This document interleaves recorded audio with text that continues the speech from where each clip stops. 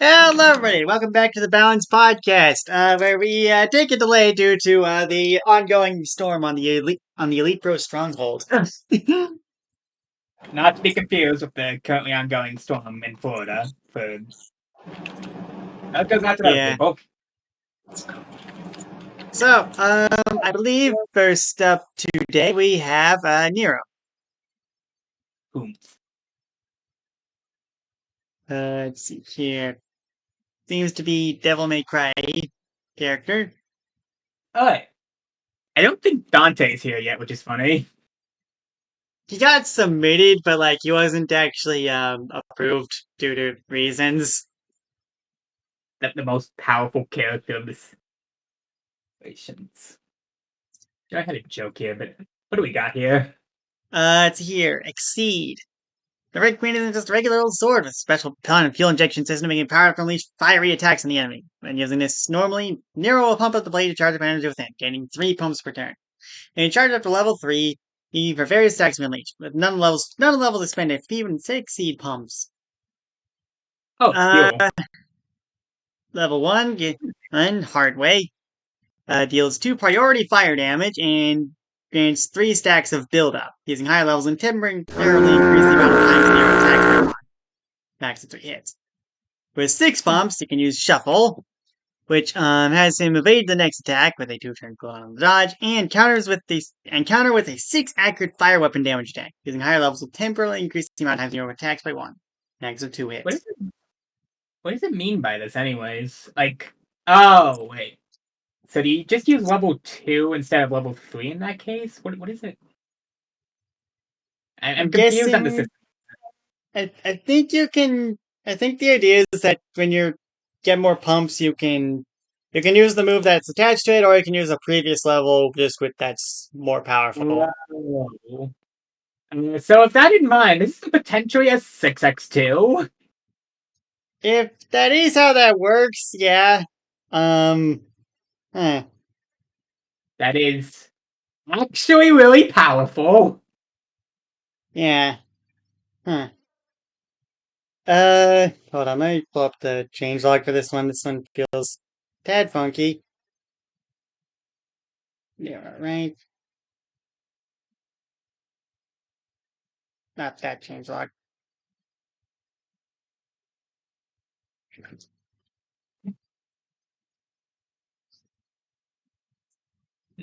Right.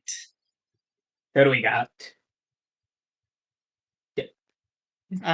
From what it's looking like, I think all these moves generally just got buffed, so I'm not sure that at least the Exceed stuff just got buffed, so I'm guessing there's weird.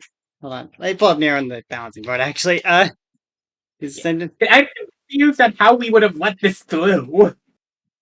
Yeah. Because, the 3-hit version of level 1 is fine enough. I don't really think I can say the same for level 2. Let's see.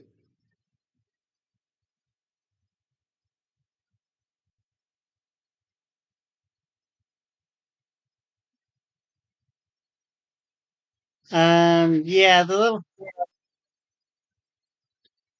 I think, of course, looking at what I said at the time, sure, quote, sure, it'd be 12 damage on the level 3 version, but also has 4 turns of prep. You better get something on the successful counter.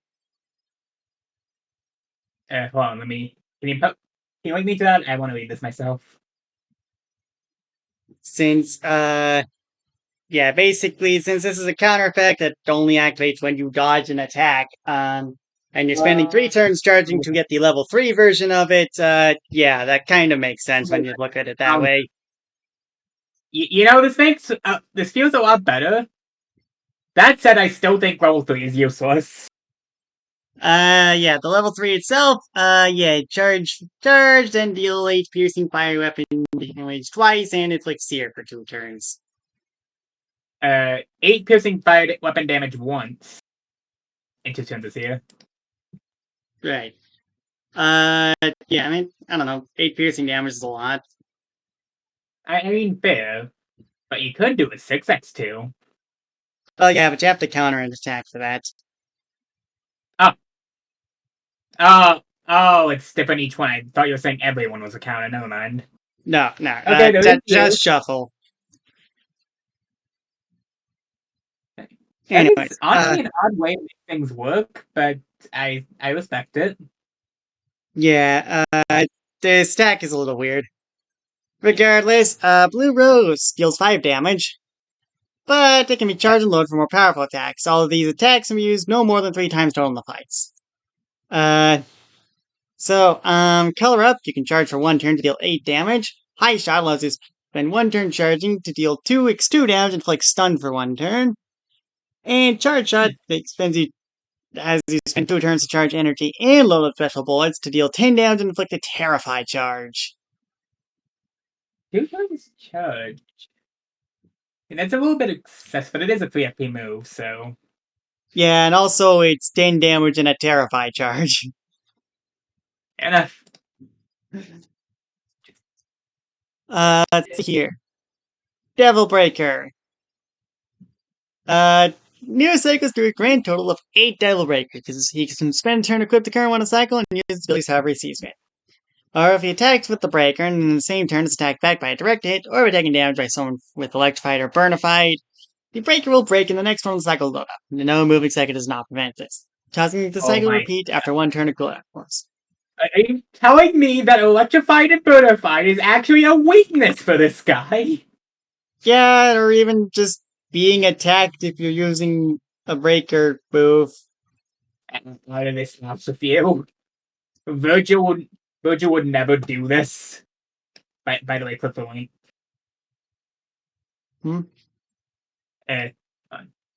Virgil reference. Let's see here. Overture deals 6. Oh yeah, also you can spend a turn to sever and detonate your currently good Breaker, which will cycle to the next one in stock. Yeah. Is it? Wait, so do you have to use a turn to destroy, then another turn to equip it, or do you just equip it immediately? I'm not sure, actually. I feel like, why would you ever want to detonate it Actually- yourself? Actually, hold on, I think... Judging off of what Overture's cost is, which is pretty on cost for 6 FP, I'm guessing you do this in one move, like, you equip it, do the thing, and that's your move. Or you can explode it, and... Actually, but... Hold on. Now I'm just confused. Let me pull up the balancing board thing again. And on a side note, I'm reading down this move a little bit. There is a spreadsheet as well. Ah, jeez. I don't know what's going on.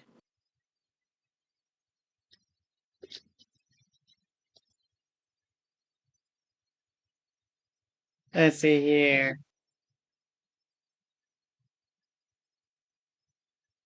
Right, Let's see. My main question is, what does it mean?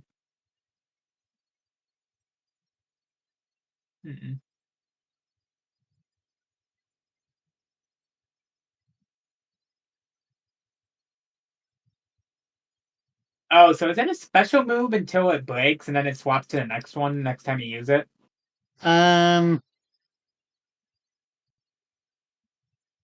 Wait, I think I understand a little bit if you want me to try explaining it. So after you use it, I think the weapon stays equipped and you can keep using it, but the moment any of the breakthroughs happen, it cycles to the next option. Right. So I'm looking at character discussion from about a year and a half ago. What I'm gathering here, using move equips the thing and then turns the special move into whatever the main weapon is here. Getting hit with I believe getting hit with contact damage or hitting a Electrified or Burnified player will break the Breaker. And after 1 turn cooldown, you can equip the next one in the cycle, and so on. You can also explode the thing and just then use that to move on to the next one in the cycle. So, yeah, it's a bit clunky. I mean, we got a bunch of 6 FP moves to look at least. Yep. Yeah, the main thing here is, before you look at them, the main thing here is it costs a lot of FP to get into the move, and you could just end up having it break on you, which does kind of stink a bit. Wait, you have to spend a turn equipping it, then a turn using it? Right. For baseline cost? Oops. Yeah, equipping it is very expensive for, for something that doesn't actually do anything until you actually use the move it's attached to. So, yeah. I don't know what to say, honestly. Anyways, let's And look I'm at the assuming- actual moves now. Overture, 6 electric contact damage, spell can the enemy for 2 turns. How do you expend a weapon? You can just choose to do so instead of using the normal move for it, Oh, which gives it a more powerful move, but also removes it. So you gotta equip another one after. that's what it means by detonate it. Yeah, Detonation does extra damage. Yeah, +2 damage on this one. Gerbera grants dodging and reflect for 2 turns, while the expend version deals 6 damage to 2 people. Also, dodging and reflect for 2 turns for 6 FP is quite a good deal, even if dodging and reflect is a bit of anti-synergy. It's a little bit mean. It ain't airborne fuck though, that's for sure. Yeah. Oh wait, here's the other one. Punchline. Grants Jet Gadget grants airborne for 3 turns before it blows up, destroying the breaker. During this time, you can have a run into enemies deals 5 damage, appears off by 1 for every turn he spends airborne. You also got the boost knuckle, which you can slam for 7 priority damage if you want. Yeah.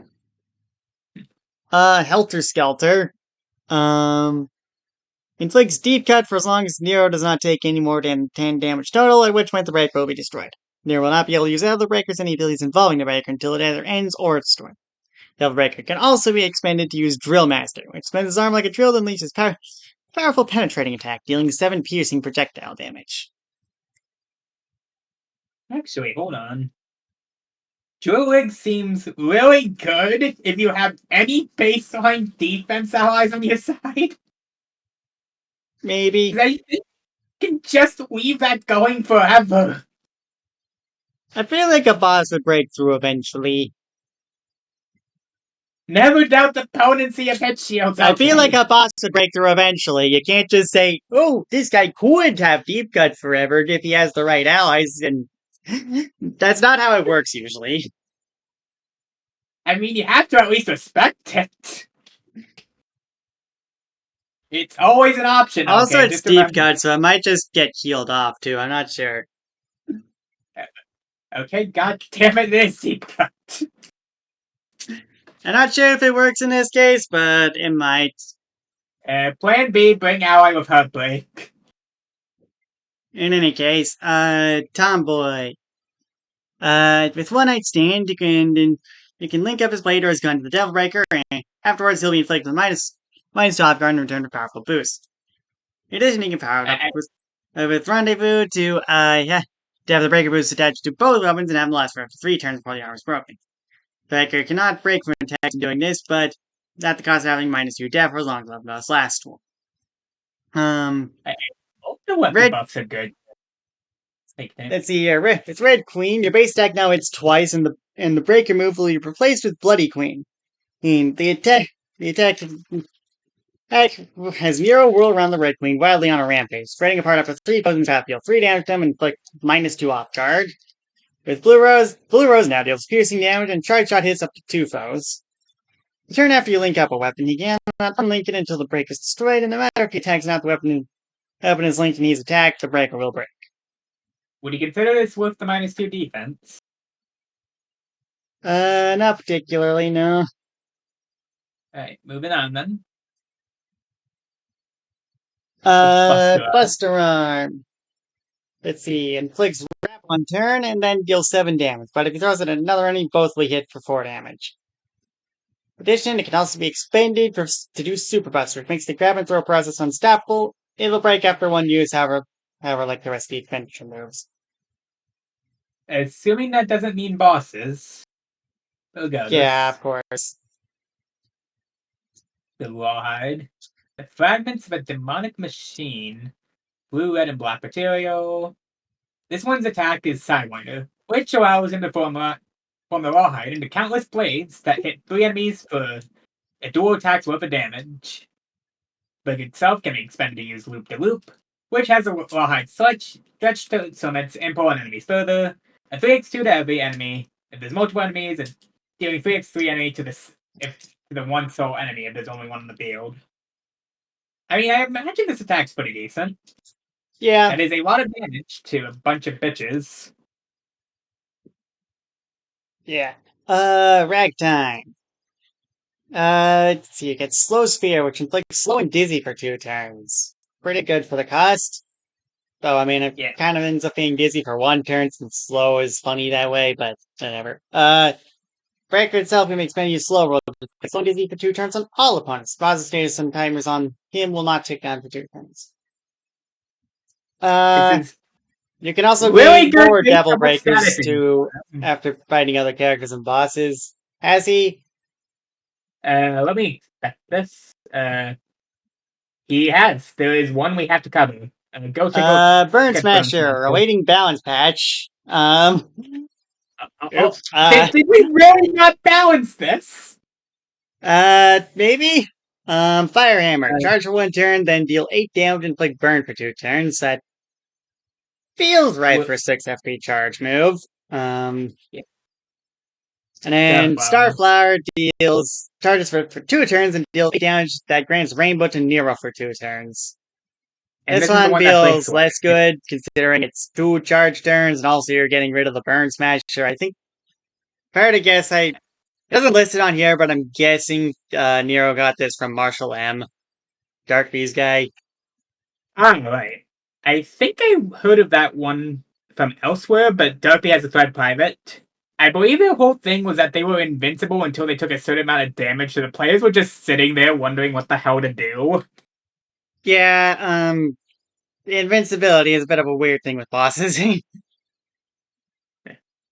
Never give Bowser a superstar. You'll feel the results. Anyways, you also have Wired... Is that? I got us one. I was 4 special moves already, but I guess not. Well, regardless, grants Nero caffeinated inflicts analyze on an opponent for 1 turn. I would just have caffeinated and accurate personally, but you do you. Be aware that this might end me like support for every entity in the simulations if you use this. Yeah. Anyways, Birthright. Nika's recommendation lines allows us like the Order of Devil Breakers to go through before battle begins. At the cost of only having access for 4 slots for breaker cycles. Not too bad. Honestly speaking, I think the 4 slots thing is actually kind of a benefit for this character. Yeah, not all of them are that great, so, I mean, and just as Theo3 always says, a smaller deck is better. You gotta thin the deck. There's a reason Cycle Drive has the option to remove stuff from cycles. Yeah. In any case, Final Smash. Nero releases the full power of his Devil Breaker, removing his Devil Breaker and replacing it with the Devil Bringer, gaining some boosted power. This transformation lasts for 6 turns, or the best meter in doing it. Nero gains +1 power and def, super HP regen, and in a team battle, chaser full on a single ally of his choice. In addition, he gains extra moves to replace his original ones. Blue Rose is replaced by Blue Rose plus Summon Sword, which is the same as usual. For 1 FP, the bullets are each followed up by a sword being summoned and sent flying at a opponent, with each sword dealing +1 damage. Every 1 FP spent above the base cap will add +1 sword extra with 5 extra swords. This applies to the extra moves that are set for each move, with Color Up being +2 swords, High Shot being +2 swords as well, and Charge Up being +3 swords. For a reminder, what do you do with these swords? I think they just add +1 damage to the normal move. It's either +1 damage or +1 hit of 1 damage that I'm choosing to believe it's the first one. And What about Devil Bringer. Replacing whatever Devil Breaker currently has equipped, this has the same basic attributes as the other Devil Breakers. Main move is Showdown, which has Nero from a series of powerful strikes with his Red Queen and Demonic Arms, dealing 4x2 contact damage to a single enemy. In addition, they can form the Buster move, which works the same as the Buster Arm Super Buster, being that first inflicts wrapped on the opponent for 1 turn before Nero throws him out, dealing 7 damage if nobody 4 damage to both them and opponent to hit someone. No matter what happens, during the time Devil Trigger is active, this cannot be destroyed no matter how much damage Nero takes or how careless Nero is in a turn. So effectively, this is how you counter Electrified with this character. True. Or just Doki Doki Manga, since I imagine that also prevents breaking. Yeah, fair. You can just become a weeb to avoid it. True. Right, so... The main idea to give is just how many statuses there are in this final smash. Yeah, the finals... Yeah, big, especially during this time, really like giving a lot of permanent buffs on the final smash, which, you know, fair enough. Permanent buffs are pretty good, but, I guess that's not permanent in this case since it's 6 turns, but, like, you get what I'm saying. I hope you can end the fight in the 6 turns you bring the Master Soul for. Yeah. In any case...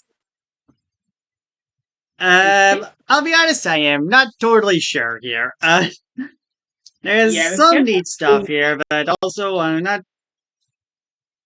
But like, I think in particular, the main thing with the kid is like, obviously the main thing you want to be doing with the kid is the Devil Breaker, because like you got like 8 things on here, 9 actually with this. But the problem is that equipping a Devil Breaker costs 6 FP and your turn. And then actually using the Devil Breaker's respective move also uses up your turn, but which, you would expect that to happen, but also the opponent can just destroy your thing if you do it when basically instantly if you're in a 1v1 most likely, but also if the opponent decides, hey, I'm gonna equip a counter effect. Zaptap actually just decommissions this character. Yeah. How is this possible? I don't think that's going to be what happens, but like, if the opponent just happens to have something that gives an effect that would counter these kinds of attacks, well, you're kind of out of luck. Yeah, I think the main note. Granted, I will say the detonation option does kind of somewhat help mitigate this. It's like, if you think the opponent is just gonna remove your thing, well, screw you. I'm gonna remove mine anyways. And do it make my thing even more powerful. But yeah. If this some notes the rest I of the can moves give, aren't especially impressive either. Like, a lot of them require charge times, which and in particular with Blue Rose, these ones also have use caps, which I'm guessing that's like a canon thing, which if that's the case, fair enough, but also doesn't make the character moveset a whole lot better, if you get what I'm saying. That's honest. But if I'm giving on this character, there's clearly a lot of options. I think my main issue here is just how jank using a lot of these are. Yeah. Also with Wire Snatch, it kind of plays into his weakness where Nero really does not want to get hit, and Caffeinated really exemplifies that. I think it also just kind of shows he doesn't really have anything to help against that. You do have Shuffle, which would be cool if it didn't require 2 turns of charge. Yeah, no, the opponent can't stop you in the 2 turns of charge it takes to load up that counter. You kind of deserve it. Yeah. Yeah, all in all, I'd still say this is an alright character, but I'd probably put him in C tier. Like, there's a lot of options, but it just takes way too much to get to them. Yeah, I'd say C tier given all the jank. I don't even think you can really properly use Devil Breaker, which is kind of a shame given that's your meta progression move. Yeah. Regardless, next up we have S-Side Sighting. Oh hey, the mob's therapist. Yep. So this character has a really funny thing to it, which I think you'll understand the moment you look at Power Snatch. Power Snatch. Sighting wouldn't be Sighting without a way to exploit the opponent's strength, would he? Sighting does 2 damage to the target, using the target's power since of Sightings. It also gives him any power counter-changing charge saves if he has. This is kind of suck if it was just that. Debatable. However, Sighting learned the potency of one category badge upon joining the Mafia. Attack badges. By adding this move's cost onto any attack badges cost he has equipped, Sighting can use the move as normal, but he'll use the target's power instead of his own. Hit a strong target with Leech Attack to heal even more, or skip the formalities and devastate powerful foes with Tri-Attack. World of Attack badges is Sidey's oyster. So I don't think I need to So, explain to you what you need to do with this. Yeah, obviously, bring Tri Attack or even Rapid Attack now. Rapid Turbo Attack, whichever one's the more hit. Whichever one is more But hits. you need to explain the obvious thing you can do. If Lucas ever wants to do this, he can totally just bring Sidey with Turbo Attack. Yeah, so like, bosses, notoriously have.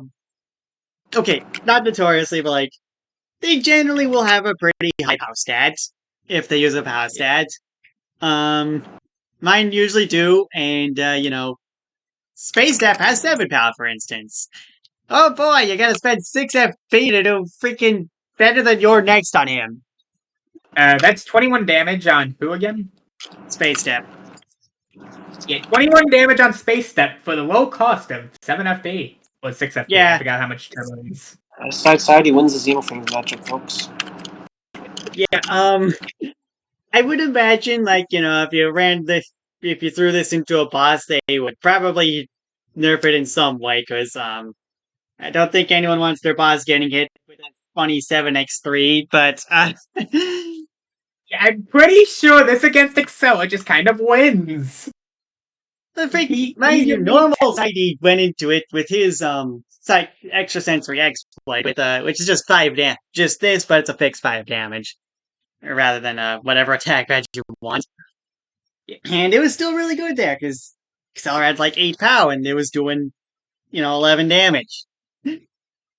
Yeah, I think Power Snatch is actually probably one of the best boss cheese tools we have, because mind you, this can be used during Tri-Curse if you need to get points for anything. Yeah, Tri-Curse has its own issues if you want to bring this, but, it is an option. Hold on, I want to give you a perspective. Let me just pull out Team Math real quick. Yes, I know. There's funny things you can do with iPow. Anyways, Mind 87 Chat. damage against Triple Curse Nature. Yeah. In any case, Mind Chat. So inflicts Analyze for 3 turns. You can also, just inflict Furious for 3 turns. Turns for 2 extra FP. Which, it kind of works well with the Analyze, though Furious is, obviously it's a double-edged sword. It isn't really the best thing you want to be doing if you have a team, but it is technically +2 damage to your exploit. Yeah. Oh yeah, that is pretty good with exploit, huh? Yeah. In any case, Cape of Growth. Gain 3 HP, 0 power, 1 death summon. That can't act, but Sidey becomes airborne while attacking. Once it's defeated, it goes on a 1-turn cooldown to prevent spam. I don't think the cape itself is airborne. So anything short of a power attack kind of just removes it. Yeah. The main thing is that it's just airborne. If the opponent, the main thing is that it kind of acts like a shield against opponents without projectiles. Yeah. It's odd. Main question is I'm not sure how much I'd use this over a regular shield. Yeah. I don't know. I'm sure there's cases where it can work, though. Yeah.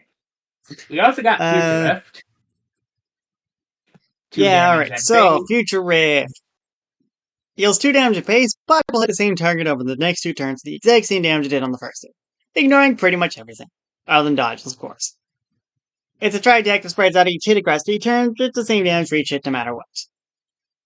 Sidey can use this differently than normal Sidey, though, adding 1 FP that constantly increases the target's power for the initial hit. Each hit after the first will happen after Sidey's last move for the turn. So that's just, Only the first one, though. That's...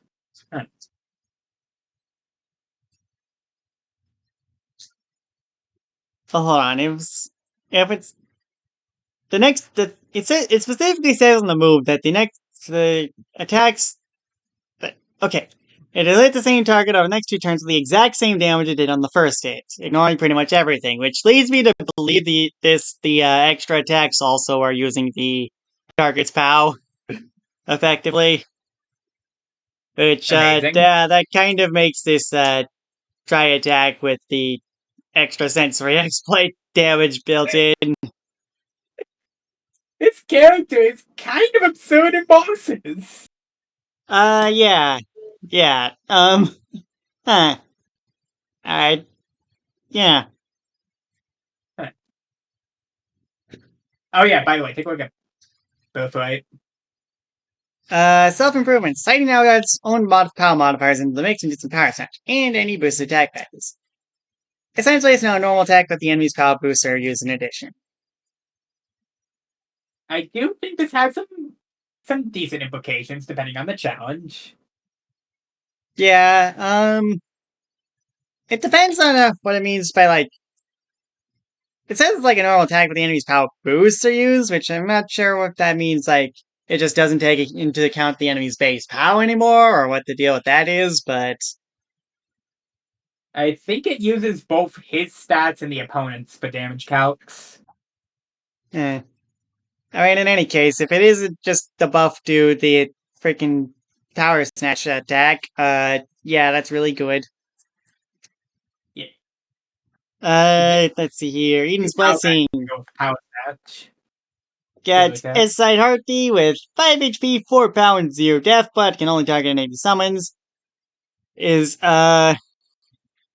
However, there are none to target. Hearty will attack himself because he is also a summon. The reason why he has S-Side- 4 power instead of level 6 is because he's mildly distracted from Bang Bang's Beating Side. And also because LK said so.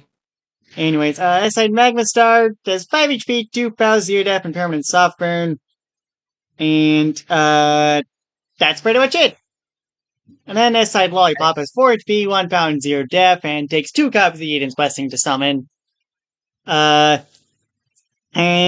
you can... This will make his attacks make the target bleed for 3 turns if it does damage, and if you get 2 power against anyone who's already bleeding, but you can't reapply the status to someone who's bleeding already. I'm not sure I'd use 2 blessings for this, but it has its purposes. Yep. Darkest Secrets. Sighty gains permanent Mind Reader, and anyone he attacks becomes predictable for 2 turns, and all of his badge attacks now also reduce FP alongside HP. So, remember Psycho Mantis? This is actually just an upgraded version of Psycho Mantis' Final Smash! Wow, okay, that one's, hold on, I need to... We finally have Final Smash Power Creep, folks! Yeah, so it seemed... Congratulations, Lucas. You fought up against Power Creep for ages. It looks like...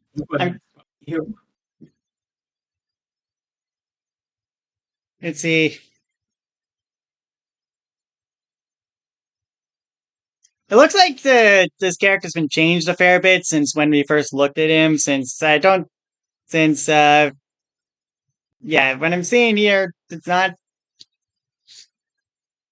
It looks like it's not the same as, or when I'm seeing in Balancing Board, it's not the same as what I'm seeing here, so I'm guessing this is something to yell Lucas over. Alright, shall we bring him into chat?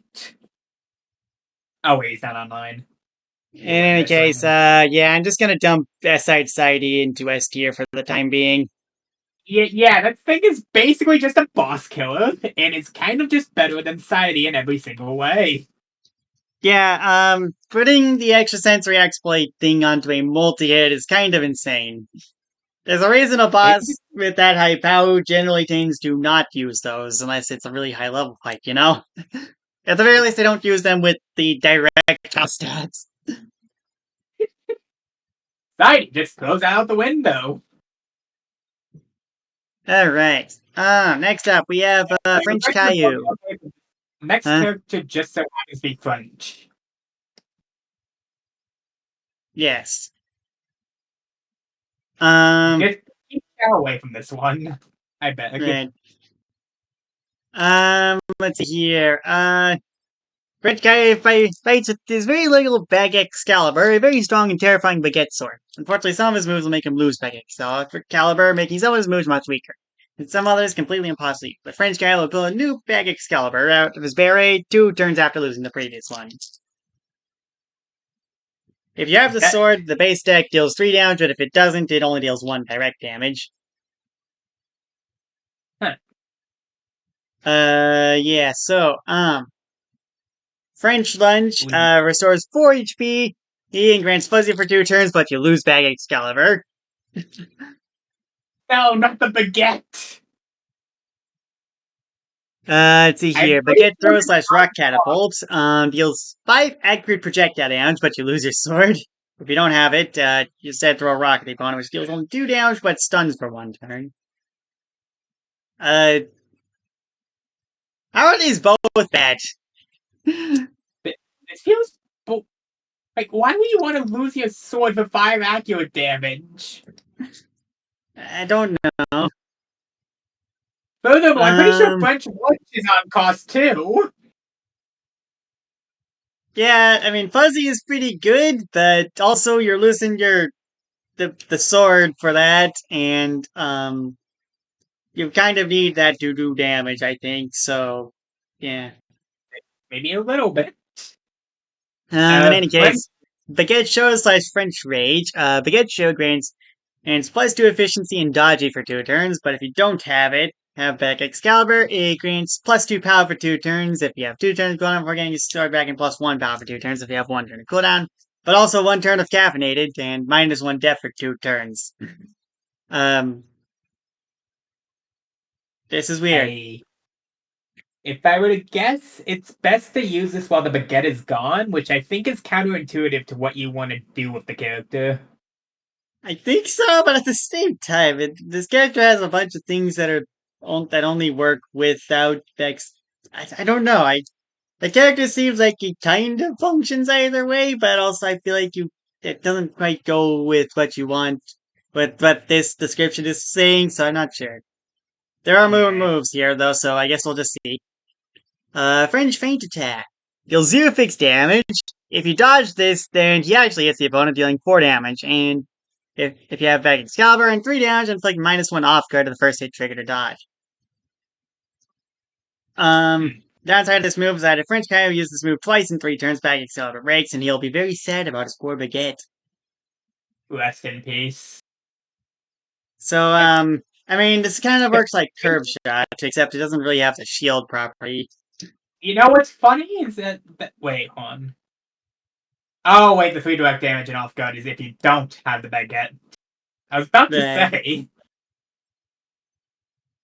Actually, does the -1 off guard flick either way? I'm not entirely sure if the off guard flicks either way, but like, even if it does, it's like that just barely makes this on cost, at least for the hit.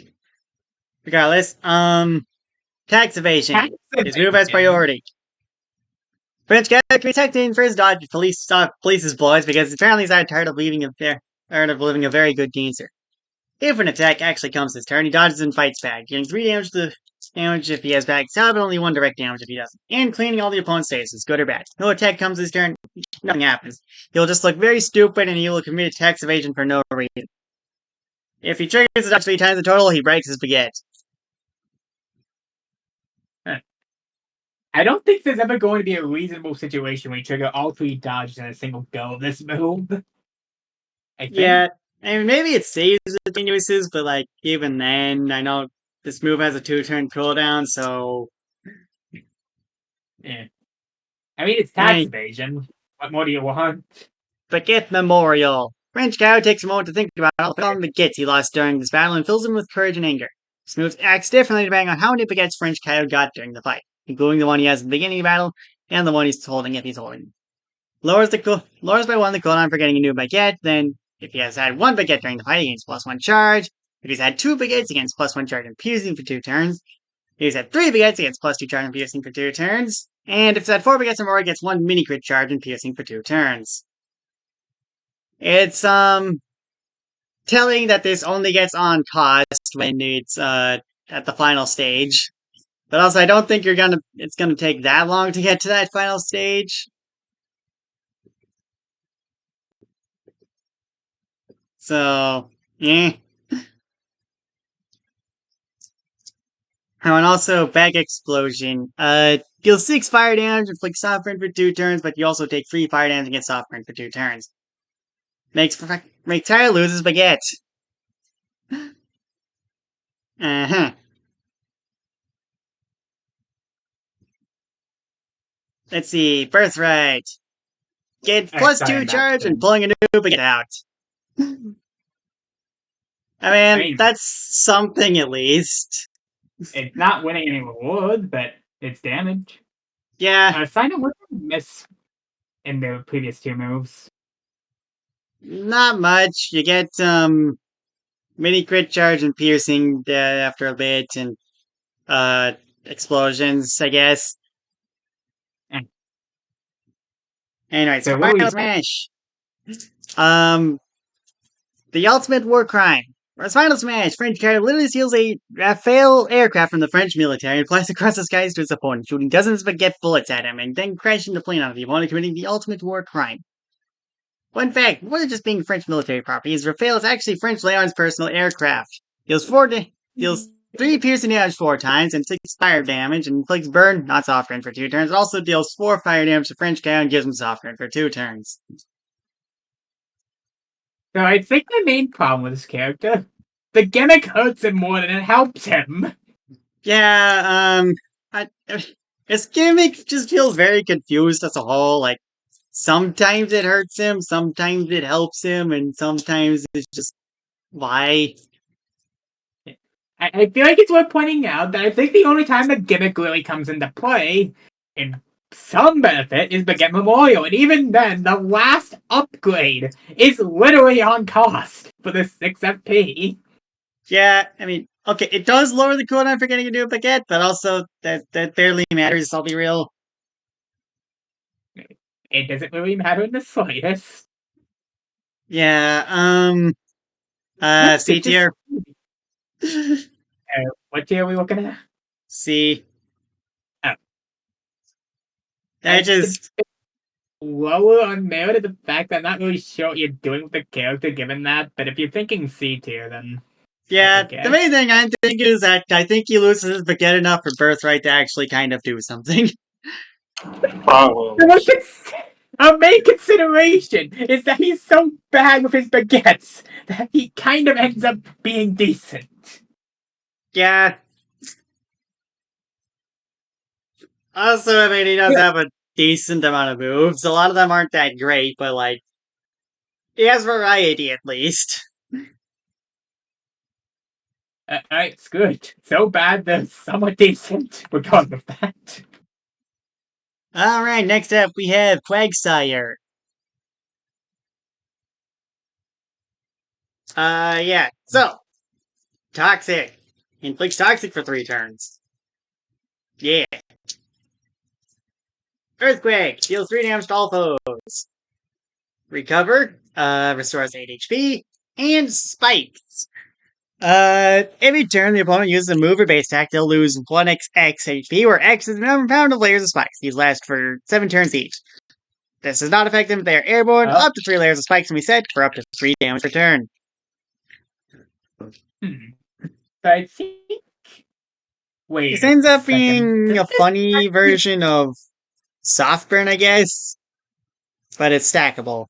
I think this adds up to 7 damage total, which is technically on cost. The main question is the time we set to place another well, if they move more than once per turn, then like it'll be more than that, and if they get immobilized or whatever, then it'll be less than that, so it's a little funny. Anyways, Scald inflicts soft burn and -1 POW, as well as dealing 4 damage. And Birthright, which is actually really good. Yeah, Unaware. This Pokemon will not be affected by stat changes that negatively affect it. For example, POW 1 on the enemy will not do +1 damage to Quagsire, and Def Down 1 will not have Quagsire take +1 damage.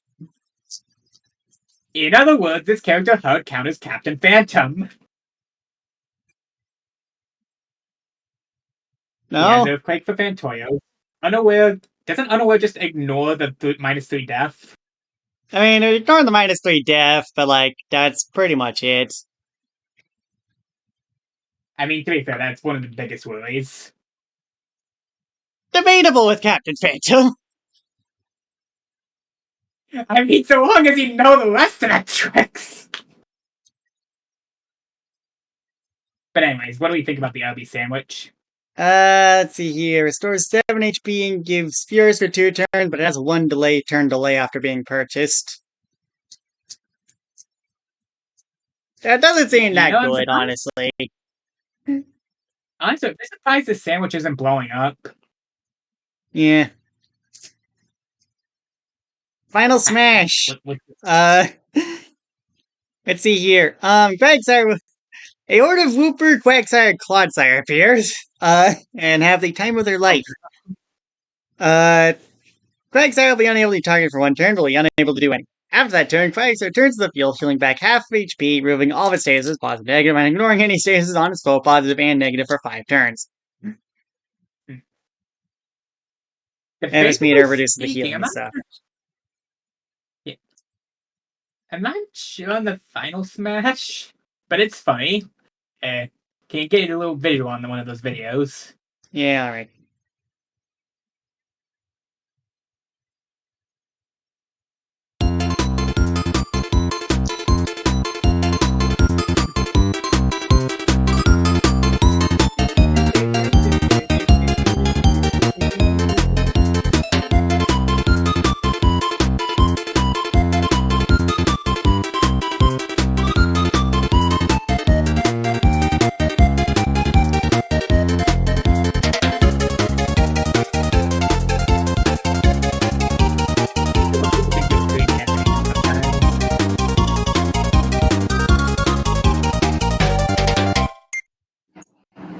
It's peak. Yep. Absolutely. As for the character, it's fairly basic. Probably the biggest thing you get is unaware, but I just noticed the heat is blushing. What? Ooh, Arby's! Oh yeah! Alright, yeah, so... but I think the main thing is that the options don't really give much spice. It's kind of a Talos situation where you mainly want to use it for the birthright. Yeah, and unlike Talos, the birthright is a birthright and not just baked into the passive. Yeah. Which, yeah. Plus, it also doesn't ignore a lot of other statuses, and yeah. I mean, granted, stat changes is a pretty big thing, but, there are statuses you would probably also want to ignore, like damage over time or whatnot. Imagine just negating a boss's critical, though. Yeah. On you, at least. My team could go to hell, I guess. Just fine. But anyways, what are we thinking? I would probably say B, and that's kind of me being generous a bit. Yeah, I do think that you need to badge build this character a lot to make it work. But I imagine Unaware has some at least neat defensive implications to the point where I'd at least want to give this character a few shots. Yeah, also spikes, despite its relatively high cost, they last for a long time, and also, the fact that you can stack them probably has some funny implications in certain fights. Yeah. In conclusion, you should totally bring this to the Captain Phantom fight. I just hope you're not doing a Nuzlocke. Yeah, no. Anyways, next up we have Bliss, which, this one's a very strange character. Alright, so for the viewers at home, this character's meta progression. This character meta progresses off of every Leylon fight you ever participated in. Which, I think is, exactly one fight, which is, the Eiffel Tower so far. You know, I heard those players really struggled at the Eiffel Tower fight. And you know what? You want to know why I think that is? I just think they weren't really bought much. Like, if they were just a little bit of swag, they might have been able to go through without speaking any French language. Like, ignore the gimmick altogether. We're able to just let them through because it's cool. Yeah, exactly. Yeah, points. The only shame is that it costs so much. What else something we could do about that? Yeah. You know, we might have to contact the people at the GCM. What if we just slap a 99% discount on there for the next day or so? Oh, sure. Good idea. I'll message them after that about that post episode. Alright.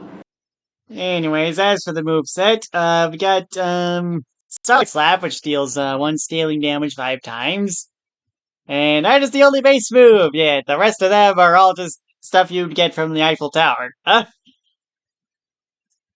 Amazing. Hold on, let me find the perfect sound for this. There we go. Croissant Boomerang deals 4 dam. Deals. Oh, wait, no. It costs 4 fee and deals 2 piercing applies. Canales Fest. Summons 2 Canales, which have 2 HP, no power, no defense, but they're able to use a single skill, which heals the targeted fellow for 2 HP. Which, I mean, hey, if you get 2 of those guys, it's not the worst thing ever. Yeah. Then we got Macronium, which choose a target. Oh, it's a 1-turn charge, which deals 6 fixed damage to an opponent. Why is it contact damage somehow? Why is it counterclaim electrified? I don't know. Okay, so I think there's a pretty big problem you're already seeing with what we actually had for this character. Yeah, there is not a lot here. I mentioned this at the time that the character should probably be held off until later on has more boss fights, and at the time it's because I thought you only could bring 1 move from each boss, and that's not the case. So I misread that thing at first, but it probably still should have been held off because there's only 1 boss for the moves, and none of these moves are especially impressive. Probably the best one is the Canales Fest, and that's not that great. Yeah. Starlight Slap and Croissant Boomerang overlap with each other. Macronium is honestly just kind of bad. Canales Feast, I think, is probably the only reason you'd ever want to use this character legitimately. I think this falls under the same category we put God Tier Fiery in. Yeah, I wouldn't say this is as bad as God Tier Fiery, but yeah, this is not good right now. I do think it's a legitimate F tier contender on sheer merit of I don't really think you have much you can do with them at the moment. I wouldn't go that far. I'd say like D tier because again, I think the Canales are pretty good, and like we put other characters that are mostly just damage in C tier, but yeah. Not great. Maybe it'll be better in the future. Maybe Leron will host another boss fight at some point, but as it stands, maybe Blitz would have been better if he wore bought merch. So true. Alright, next up, we've got Swap Glass Die. The Return of Anarchy. After a good 500 characters or so. Yep. Alright, so first up, we've got Mirror Magic. Grants Mirror for 2 turns, just like his original self. Mirror's cost seems to shift every so often, but I'm not. Which I imagine. As far as I know, it's always had like the 3-5-8 curve, so. I mainly mentioned this because Coach got quite a few shiftings recently. Yeah. I think Mirror's been fine. I don't know. In any case, Chaotic Curse. Grants Anarchy for 3 turns. And if you use Mirror Magic on an opponent, it inflicts Glassy instead, which effectively acts like Terrified. It makes the opponent take half the damage they took that turn at the end of the turn. I remember this used to be both Terrified and you take another hit at the end of the turn.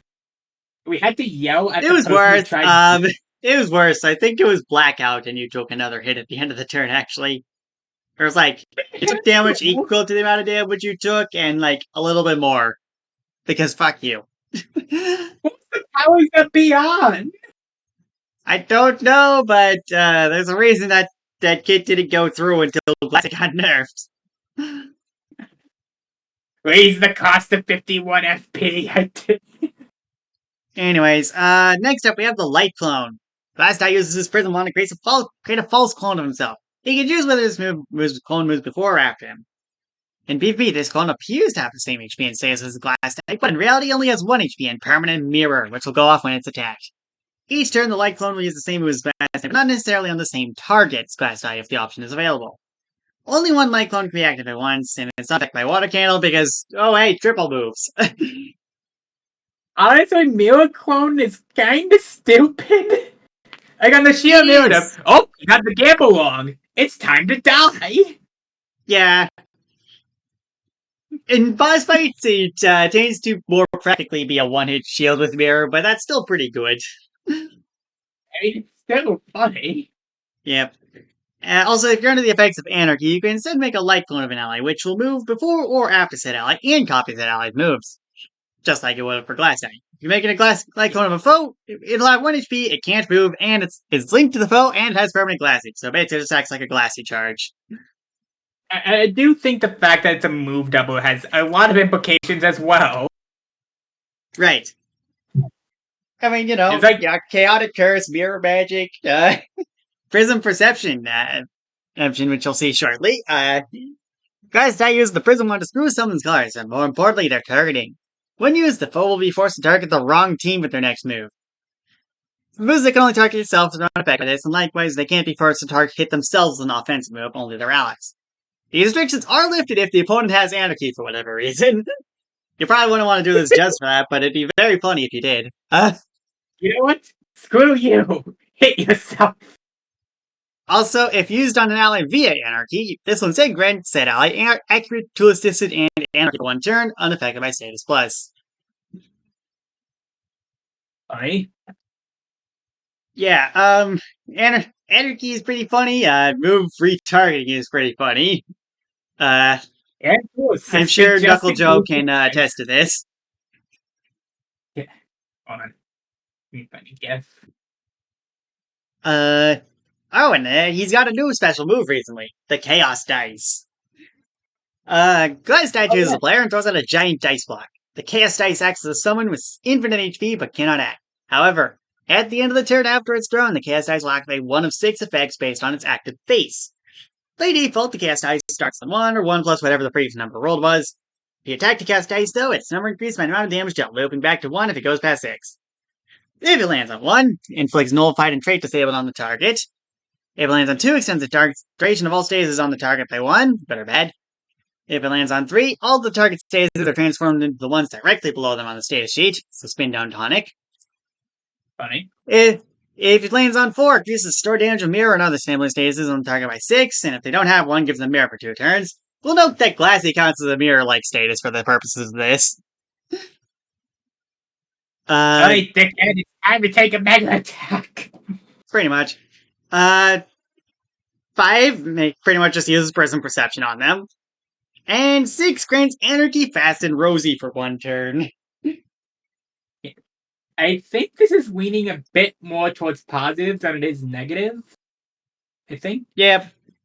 In general, the odd effects are generally negative, and the even effects are generally positive. But you can make some arguments for... Wait, hold on, let's see. For the spin down tonic being positive. Yeah. It can definitely work in your favor sometimes, but also sometimes it can mess you up. Actually, hold on. What statuses can we spin down off of Glass Eye alone? I don't think Glass Eye himself has too many statuses that will get great thing. I think probably the biggest one is that you can turn Mirror into Distorted with this.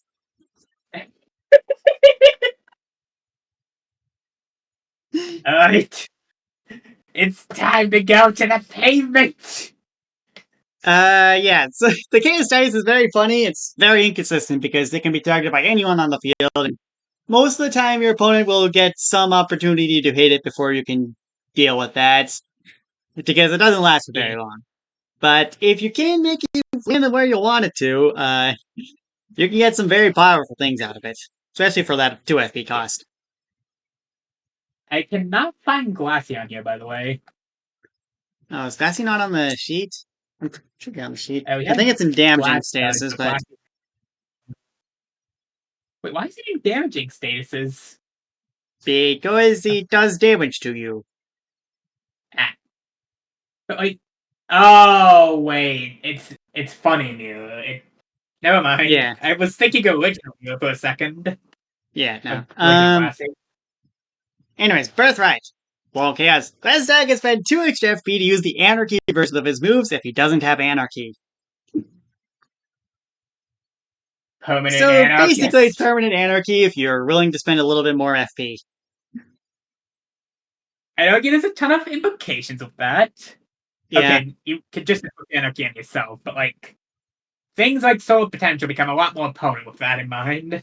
Yep. No setup time. It is Blessing, allows you to inflict Refracted on any player for 3 turns. Which, yeah, Refracted is very funny sometimes. And for the sake of things, I gotta go look for where Refracted is on the sheet. Yeah, it's half damage, but all damage you take gets split to the people next to you. Healing and status rations also get split, and generally just a lot of target fuckery. It's a funny one. I'm just curious of what it spins down into.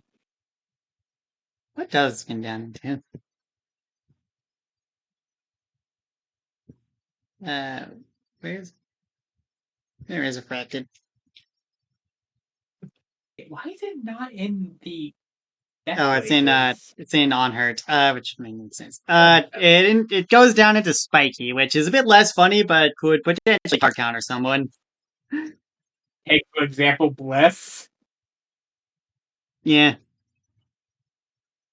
Have fun. Anyways, the final me smash down. is more or less the same as the originals. It just got a little more of a gestury twist. Glasstag gets to choose what moves everyone uses and what target he gets to see what moves everyone is using for the next 3 turns and can choose their targets. Permanent Anarchy with your carousel is really funny. Yep. Oh well. So yeah, swap Glasstag. I think he probably fills a pretty similar role to the original Glasstag in that not only do you don't want to hit him, but hit him just because he has mirror and all that, but also he's got so much other stuff to go along with the mirror, especially with Anarchy, that it just makes fighting him a massive pain in the butt. Yeah, I imagine Light Clone is a very screwy support move, to put it lightly. Yep. And also Anarchy. Yeah. And mind you, with Light Clone, Glasstag really likes it because you can use mirror magic with that, and also with Anarchy, you can inflict mirror and glassy at the same time, or give mirror to 2 people, or give glassy to 2 people. As Prison Perception, if you're going against a double boss, they're both screwed. You can also make multiple Chaos Dice at once this way. By the way, Anarchy interacts with the Chaos Dice, by the way. If you have Anarchy when rolling it, you can start on whatever number you want, or if you inflict Anarchy on the Chaos Dice, you can choose the target based on the results. Even the dice is an anarchist! Yeah. Yeah, the Swap Glasstag just has so much screwy stuff. I love it. How does A tier sound? Funny. I think I put this guy a tier higher than Glasstag base. That would be S tier. And I'm not sure I would put the Swap Glasstag in S tier. Probably not that high. I thought Glasstag was B tier for a moment. Yeah, no, Glasstag is an A. Because it turns out a character centered around making you take half the damage you deal, just at all times, is pretty good. Okay, fair enough. That is very annoying to try and kill.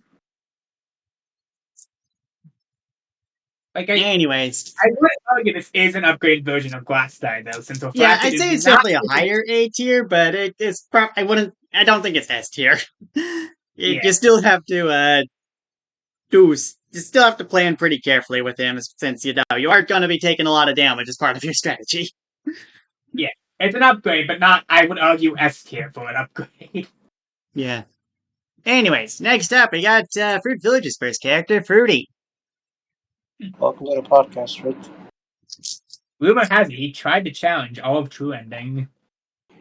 But anyways, I'm surprised it took this long to get to Fruit.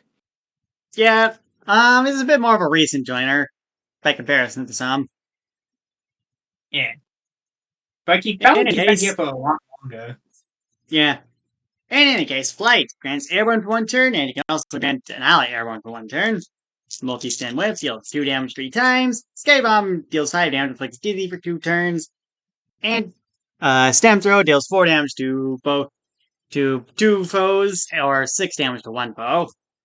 And Synchronization. When this move is used, everyone else is also able to use this move. If everyone for his team uses Synchronization, costing 2 FP for them as well, then everyone gains plus 2 power for 2 turns. If even one person hasn't done so by the end of the turn, however, nothing happens. If Fruity is alone, however, the buff activates immediately, but it costs more FP. I think So synchronization is a very big outlier on sheer merit of. I'm really not sure if this move is supposed to be powerful or like it's either stupid or not as much, given the fact that everybody's using their turn for this. But like it's plus 2 power for the squad. Yeah, It it's has pretty its cheap plus 2 power, too. Definitely has its uses. Yeah. Like it's, Yeah, it's a bit weird, but like since I imagine this, like I imagine if it probably synchronizes as well if Fruity has like buff boost or a status plus, since like if you're getting this for pretty cheap, and if they're all getting buffed by Fruity's badges, then like that's probably pretty good. yeah. Anyways, the birthright, since Fruity likes to put them at the top. The power of Fruity's first attack is added by half, however many allies he has. Only affects the first hit of multi-attacks, triggers every 4th turn. So it's gutsy band, but a little funky. Birthrights are just like Food's birthrights. I respect it, but at the same time, they are at least a little bit awkward. Yeah. I assume that's on merit of the fact that these are Food's first birthrights. Yeah. Kind of. They some of them get better over time.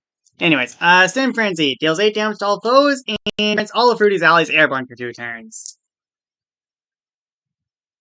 Fair enough. Yeah. So I think really what this character depends on how much we value synchronization as a move. Yeah, synchronization is neat. I'm not sure how much you would want to give up everyone's turns for that, especially compared to just, say, I don't know, inflicting -2 death for 2 turns. But, I respect it. Yeah, the main. Yeah, the I main will flaw is say, that you have to- Fruity does like his power buffs, so it does have that going for it. I can confirm he bought 3 buff boosters to Totinator, I'm pretty sure. Yeah. But you believe he never activated Heavy Blade that fight? Yeah, I would probably say a solid B tier on Fruity. Nothing super amazing, but he's got enough stuff. Synchro good. Synchronization gives him a bit of an edge in some areas. Yeah.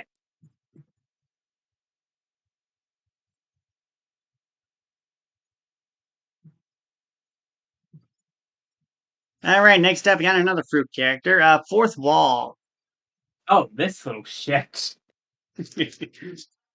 I have beef with this character, and you'll understand in like 5 moves. Let's see, you got Mega Punch, which deals 5 damage. Rage Fit deals 3 damage with negative priority, but if he gets hit beforehand, deals 6 damage instead. Not really Only I kind of slightly get it, but better. also I feel like Mega Punch is right there, you know? Now, on inspection, I feel like this needs to do a lot more damage. Yeah, I feel like these moves need to, like, cause different amounts of FP, because, like, just having both of them right there, and this one barely does more, yeah. Yeah, why use this? Especially given the fact they have 5 special moves. I could just not blame it. It's useless. Yeah, exactly. It's Raining Bricks, which deals 3 damage to all foes, and then Combo, which deals 3 damage twice, and if it can target 2 foes, it must. So, like, Magic Move Mob. Yeah. And here's the move that we had to nerf recently. And then This Brick move Sport, is- which grants a 5 HP shield to the entire team. Team Shield is interesting, and, it doesn't sound that great on paper, since, you know, it's just gonna break immediately, right? Well, here's the thing.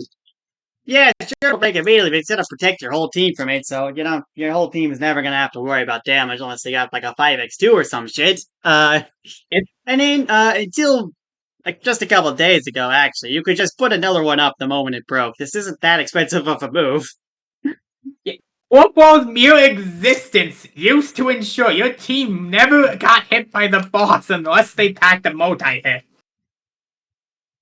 Which, yeah, not ideal, obviously. And bear in mind, it's protection until the boss attacks. If they're setting up, then this basically just buys you time. This basically just buys you time against the really powerful attacks they're building up. Yeah. It's not infallible, of course. I mean, it only has 5 HP and stuff, but, it's still a very valuable tool, and it's, like, Fourth Wall's best by far. Like, seriously, the rest of his stuff is literally just damage. Yeah, it won't save you against Sephiroth's 5x13, but it will do for now. Also, Birthright. If Fourth Wall takes 8 plus damage in 1 turn, gain armor 6 for 2 turns. Realistically, if you're fighting an opponent of that power, you would have higher stats in that case, most likely. Yeah. Yeah, I can never see triggered. this sometimes being useful, but it feels situational. Yeah. Definitely not lastly- anything specific to Fourth Wall, that's for sure. And last week was Final Smash, he just Hector punches you. Yeah, Final Smash is 16 damage. Honestly, that's kind of weak for if it's just one foe. Yeah, I need to bump that up to 20. Yeah. But I think I want to say on merit of how stupid brick support is, but the problem is I don't think the rest of his kit really justifies that. Yeah, no, like, seriously. Much more than Yeah, it's like... Okay, it's kind... It feels kind of like an aided situation where, like, brick support carries the kit hard, and also it does not have the 2-turn cooldown nerf, so I don't think I would put it on A just for the merit of that. It does knock its tier down a little bit. Yeah. Yeah. Like, brick support is pretty good. Like, a team shield is very powerful, as it turns out, but, if that's the only thing you have going for you, aside from just damage, which you could do just by equipping Mega Attack, yeah. No, it's all his moves are just different flavors of damage. Drunko is transcending to the next dimension from how absurd this is.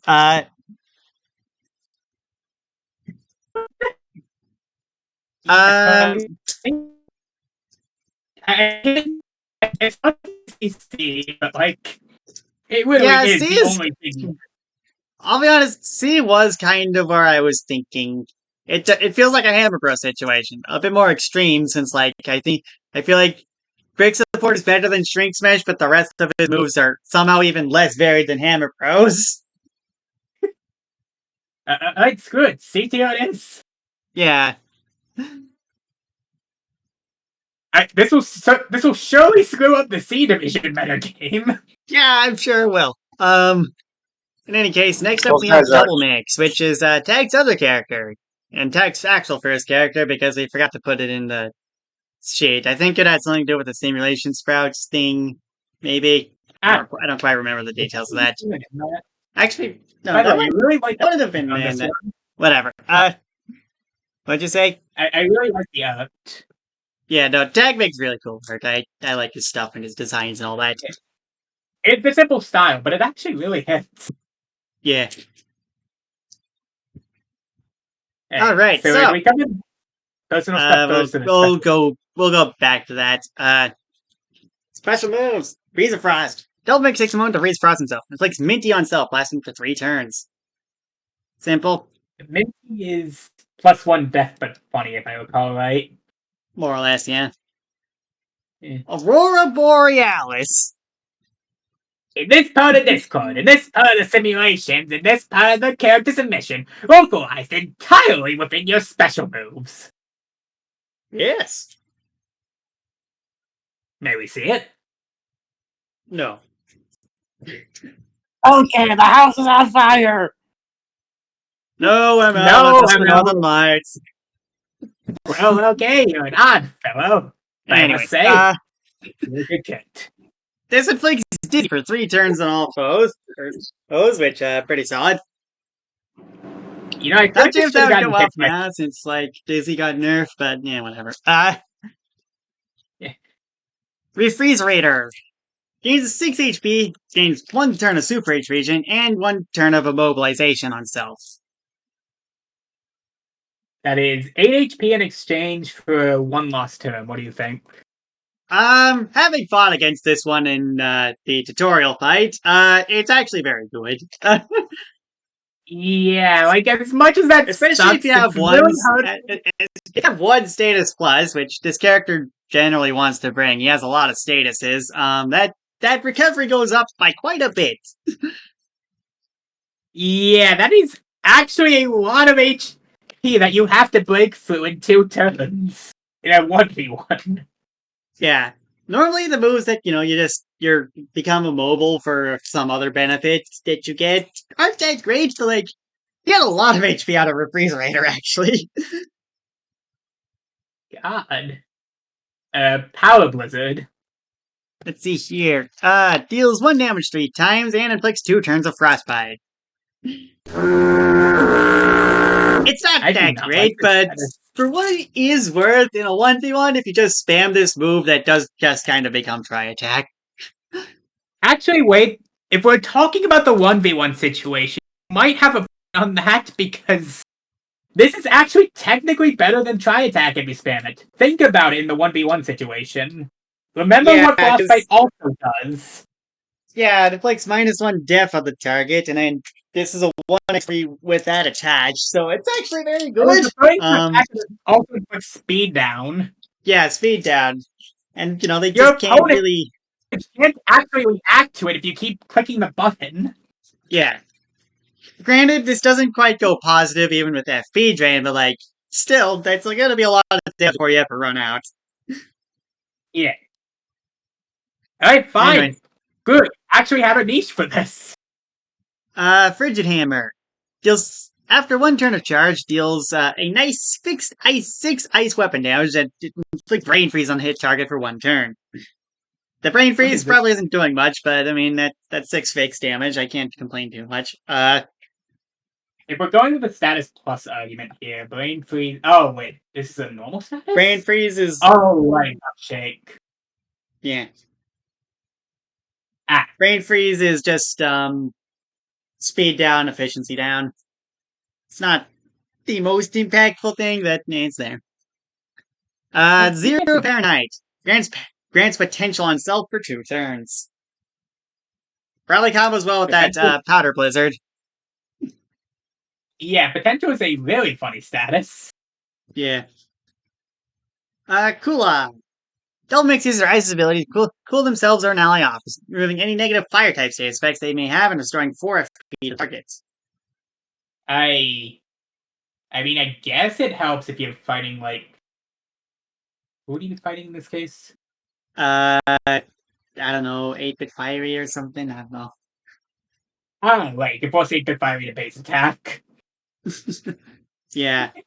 I mean, for what's worth, in this case, since, like, it does have a pretty good FP recovery attached, like, you could use it, just have enough efficiency to make this puck go positive.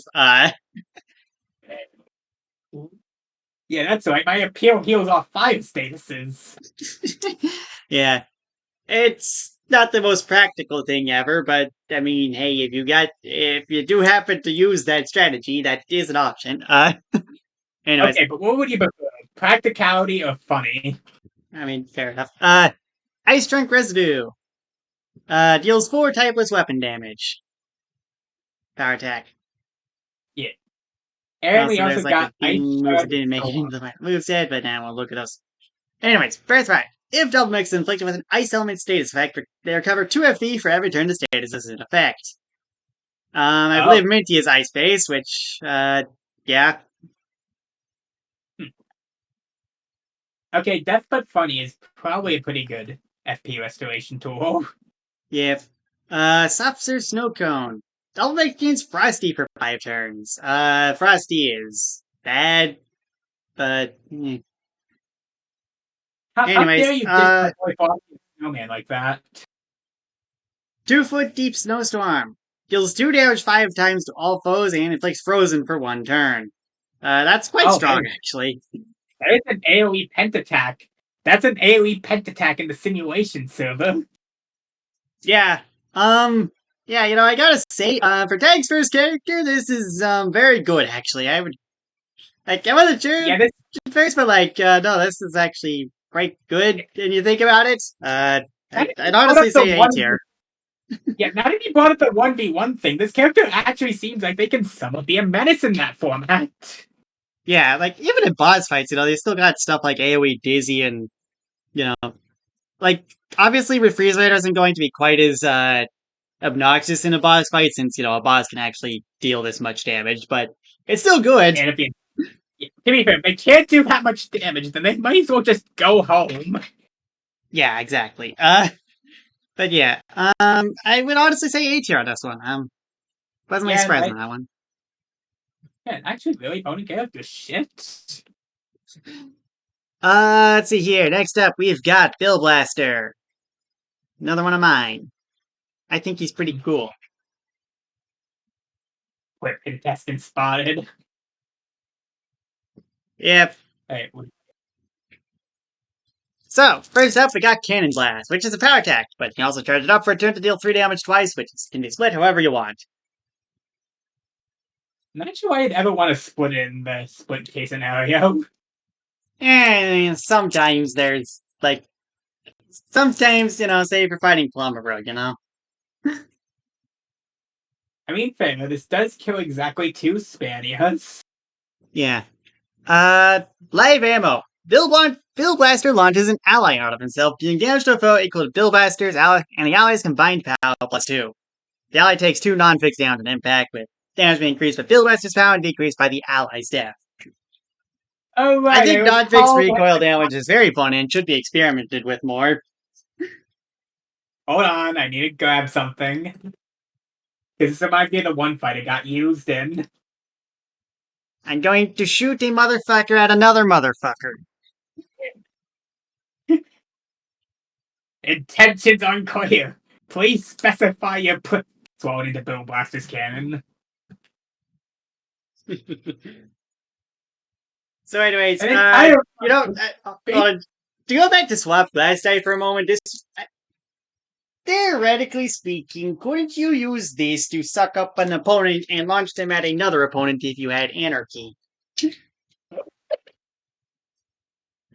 Alright, go here! It's time to go face first in the duck!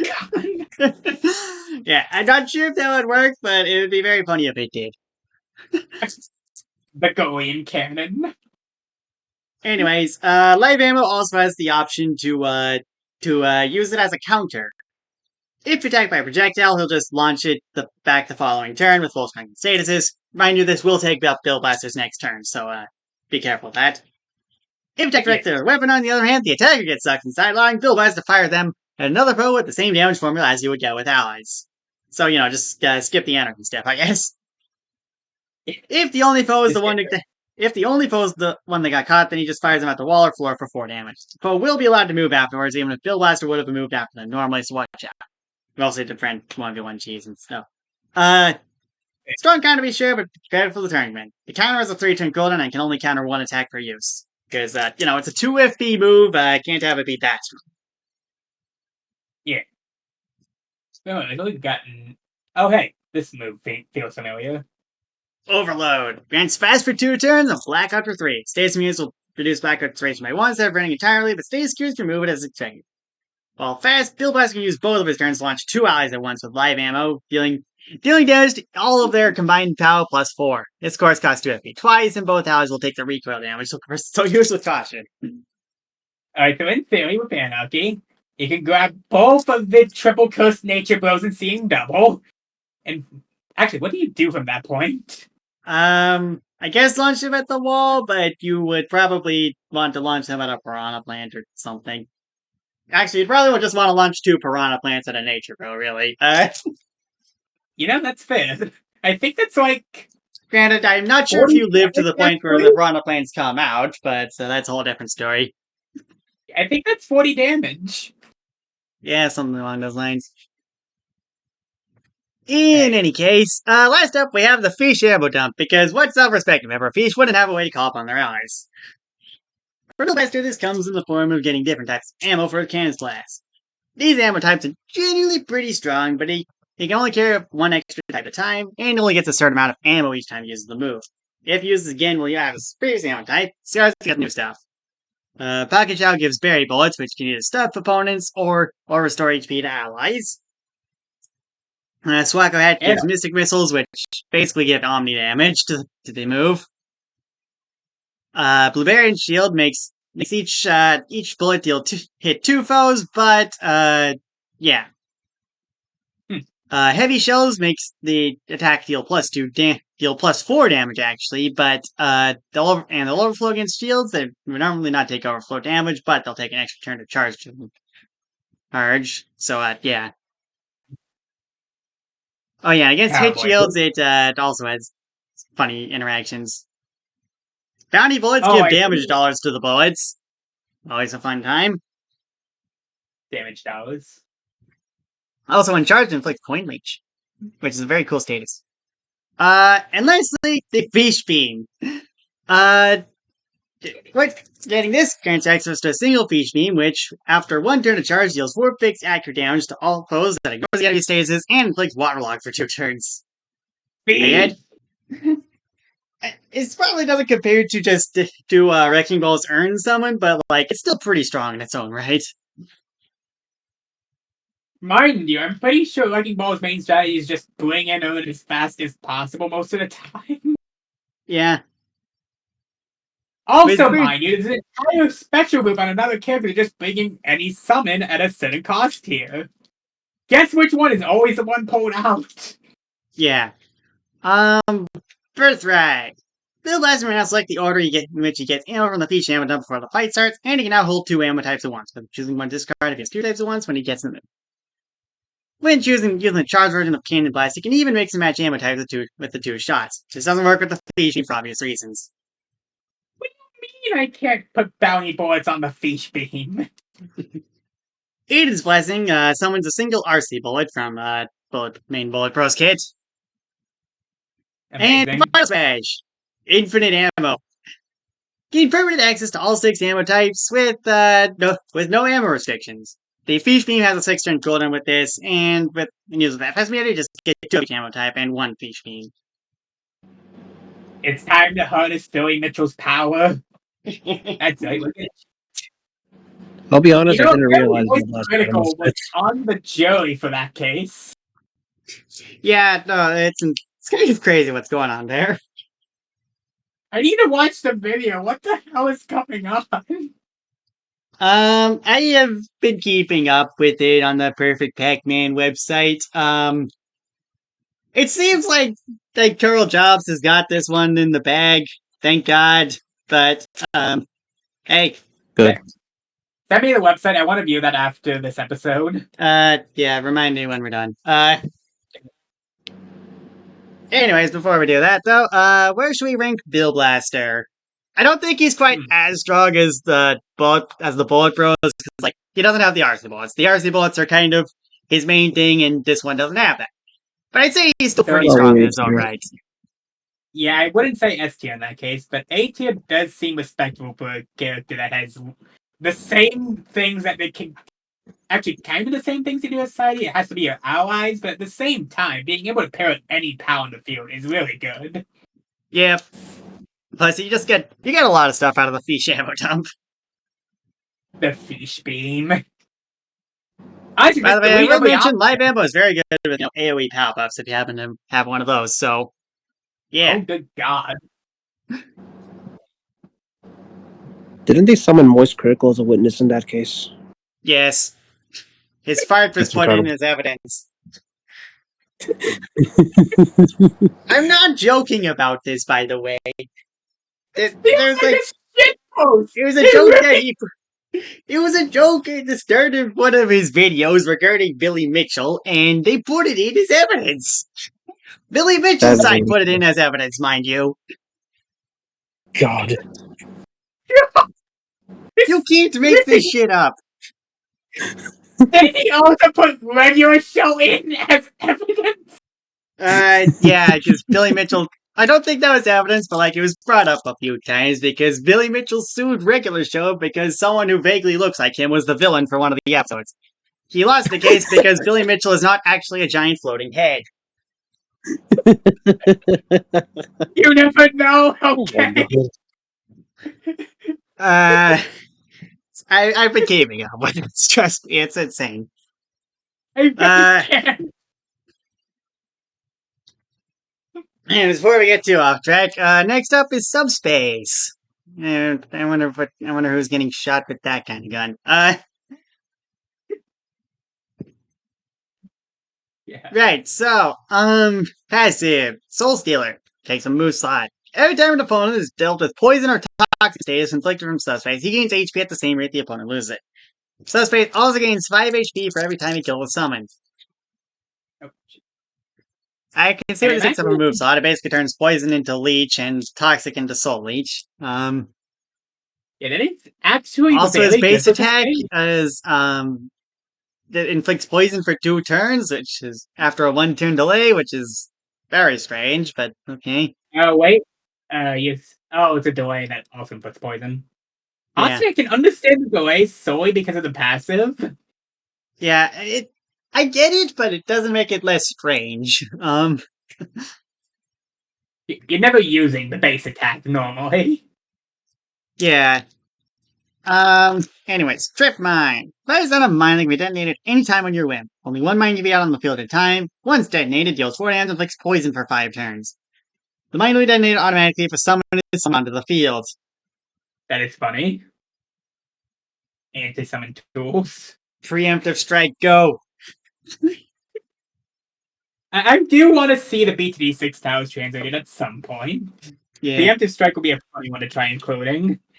I don't know where to begin with the BT6 stuff. It's easy with the BTX one since they only really have one branching path, but then the BT6 stuff has got you have to worry a lot more about cross paths there, you know. I think In any case, Falling Star fires out a crystal that takes a turn to take an effect before dealing 8 damage to everyone on slow for 2 turns each. This can also be inflicted on yourself for 2 FP, but instead you only take 4 recoil damage and don't get gain slow. Is able for 2 turns that valuable? No. Moving on. Comet Carnage deals 3 damage and inflicts Toxic for 3 turns. I don't think Toxic is... Actually, hold on. Toxic for 3 no, 3 damage twice. No, that is on cost. Okay, I was gonna say, is it only that expensive because of the passive? But like, no, that's just how much a move like this would cost, which, fair enough, I guess. The Mistwalk. Mistwalk. Gain invisible for 2 turns. While invisible, you're unable to deal any attacking moves, and any attack you while you're invisible, take 2 damage and gain poison for 2 turns. So you turn cooldown once invisible ends. Birthright. Poison and Toxic now take away 1 more HP. However, this inflicts the same effect on Subspace. Toxic is still capped at 3 damage per turn, but now it starts at 2 damage. If you're putting Poison and Toxic on your... Actually, would that even... Oh, it's imponent. I don't think Birthright is worth it, honestly. Yeah, not really, no. I mean, just it's cheaper Titan's Feather. But at the same time, you're ignoring the gimmick you made. Yeah. Yeah, just bring Titan's Feather. It's only 1 extra BP. In any case. Final Smash. Noxious Void. Deals... Unleashes a giant crystal vacuum. Any opponents that attack this turn get sucked into this crystal where they take 3 damage each turn for 3 turns before an explosion is dealt, dealing another 5 damage to all the vacuumed up opponents and inflicting them with Toxic for 4 turns. This character's an odd one to rank because you can really see what they're going for. I'm not sure how well they achieved, though. I mean, the moves are fairly simple, but like, at the same time, just the constant poison, and if you just get poison and toxic on them, it's kind of hard for them. You get a lot of HP out of that, and then you can even just wait out poison and toxic with Mistwalk if you want to, so... This character's really funny, honestly. Yeah, no, it's I just pretty character. I don't think I've seen this one before, which is, Yeah. But yeah. I'm not sure I can... it's hard for me to say A, but, like, I can see an argument. Yeah, I feel like I could see A on this, man. If Poison Gas Cloud can get A. Yeah. Granted, I'm Which not sure if this one is it- as good as Poison Gas Cloud, because like Poison Gas Cloud's got like acidic and whatnot, but like Yeah, the reason I'm on the fence is that it doesn't engage with the gimmick too much. If it had double time and other like things like bleed, status extensions, this would absolutely be there on sheer merit. If I don't think the opponent can ever outpace it. yeah. Even without those, though, I'd still say this is at the very least a pretty comfortable B tier. It's a funny gimmick. Honestly, that would Archie's characters that normally have a lot of very janky stuff, but this one feels a lot more coherent compared to some of them. So I appreciate that. Yeah, but it's character Anyways. development. Sunray. I haven't seen this one because I'm pretty sure they're still doing up the huge horde of Goombas. Yeah. So Sun in the Eyes deals 2 damage and inflicts blind for 2 turns. Radiating Sunlight deals 2 damage, all foes inflicts blind for 1 turn. This used to cost less, I think. This was changed pretty fast when I realized this, and he used this to blind the entire Actually, I don't think this costed less, but I think it blinded for 2 turns. Yeah, but the point is, he blinded the 4 horsemen of the apocalypse for an annoyingly long amount of time, and yeah. Hold on. I need to find a GIF. Here it is. Wait, shit. I posted it on chat. General chat would never know.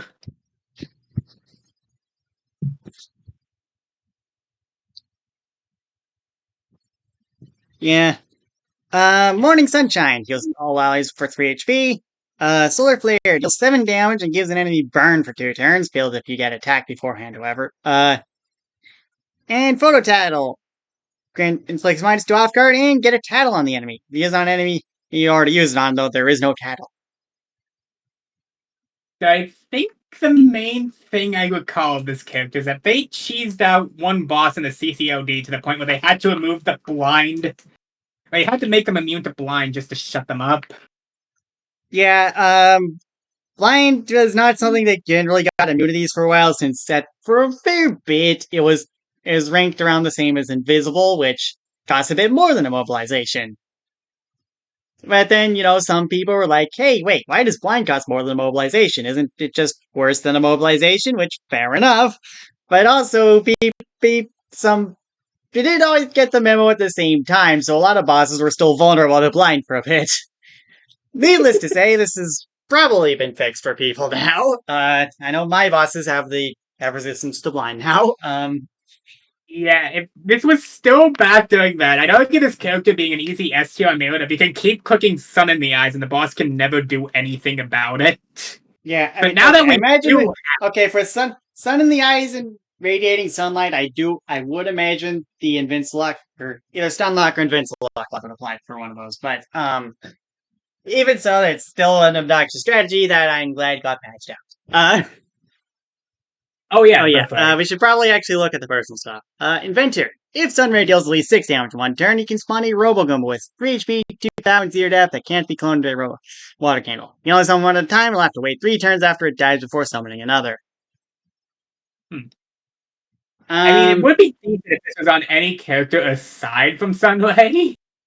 Yeah, I mean, Sunray's ability to do 6 damage is dependent on a lot of factors. For what it's worth, you could just bring Mega Attack and just do it that way, but if your birthright relies on that you might have a problem. Maybe a little bit. But, yeah, given the fact that Blind no longer looks on bosses, I'm inclined to put this a far lower than I would be if we were having this discussion a year ago. Yeah, Final Smash just deals 10 damage to all foes. Yeah. Yeah. Right, so, Sunray. For what it's worth, I don't think this character is necessarily bad just because of the blind nerf, but, definitely did not help their case. Yeah, I think the issue with the blind nerf is I'm pretty sure this kind of makes 2 of their moves useless, assuming it's just bosses are immune to it now. Yeah. And that's kind of where you want to use this. Yeah, especially, with Photo Tattle right there. I mean, granted, Photo Tattle can also just act as off guard, but, Which has surprisingly gained a niche now on there, the fact that we just deleted the thing. Yep.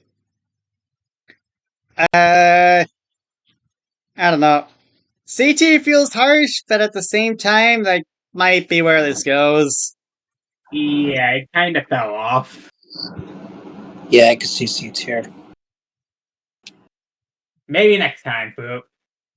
Yeah. Alright, next up we have Kingdom Battle Luigi. Caleb is making a series out of this, but it's got quite a delay between installments, as you can see. Something In must any be going case. on in Ubisoft. Ink Precision deals 3 backer damage, but every third shot fires an ink bullet instead, inflicting Inky for 3 turns.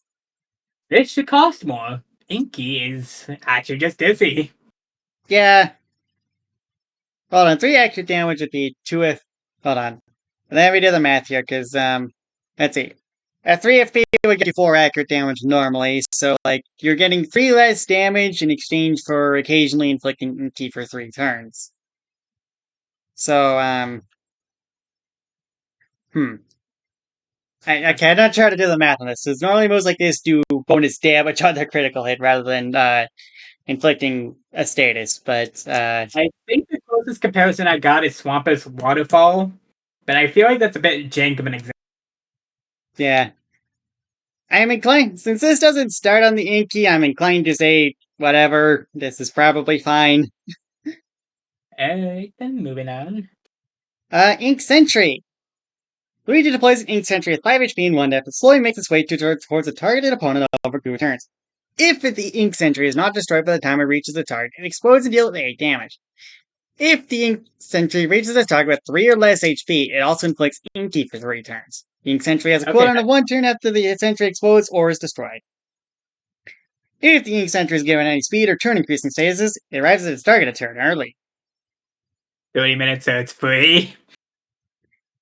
Right, so, Ink Sentry, you were probably just getting the 8 damage from this, because, if the opponent cannot destroy it in the 2 turns, they are not going to bother hitting it, because, well, first off, why bother if you can't destroy it, but also because you're actively discouraged from doing that, because Inky. Yeah, you have to take it out in 1 mega attack if you really want to avoid the damage here. Which, to be fair, that is a lot of damage, but still. Yeah. Because otherwise you're risking Dizzy for 3 turns, and Dizzy is not something you want to deal with. Yep. Steely Stare. Luigi, just like his brother, also has a reaction special, and just like his brother, it also shares the same qualities as his primary fire. The first time an opponent uses a non-projectile attack this turn, Luigi fires his Ink Precision gun before they can perform their action. If it inflicts Inky, it can even cause them to miss. Steely Stare has a cooldown of 2 turns. Just give them the death stare.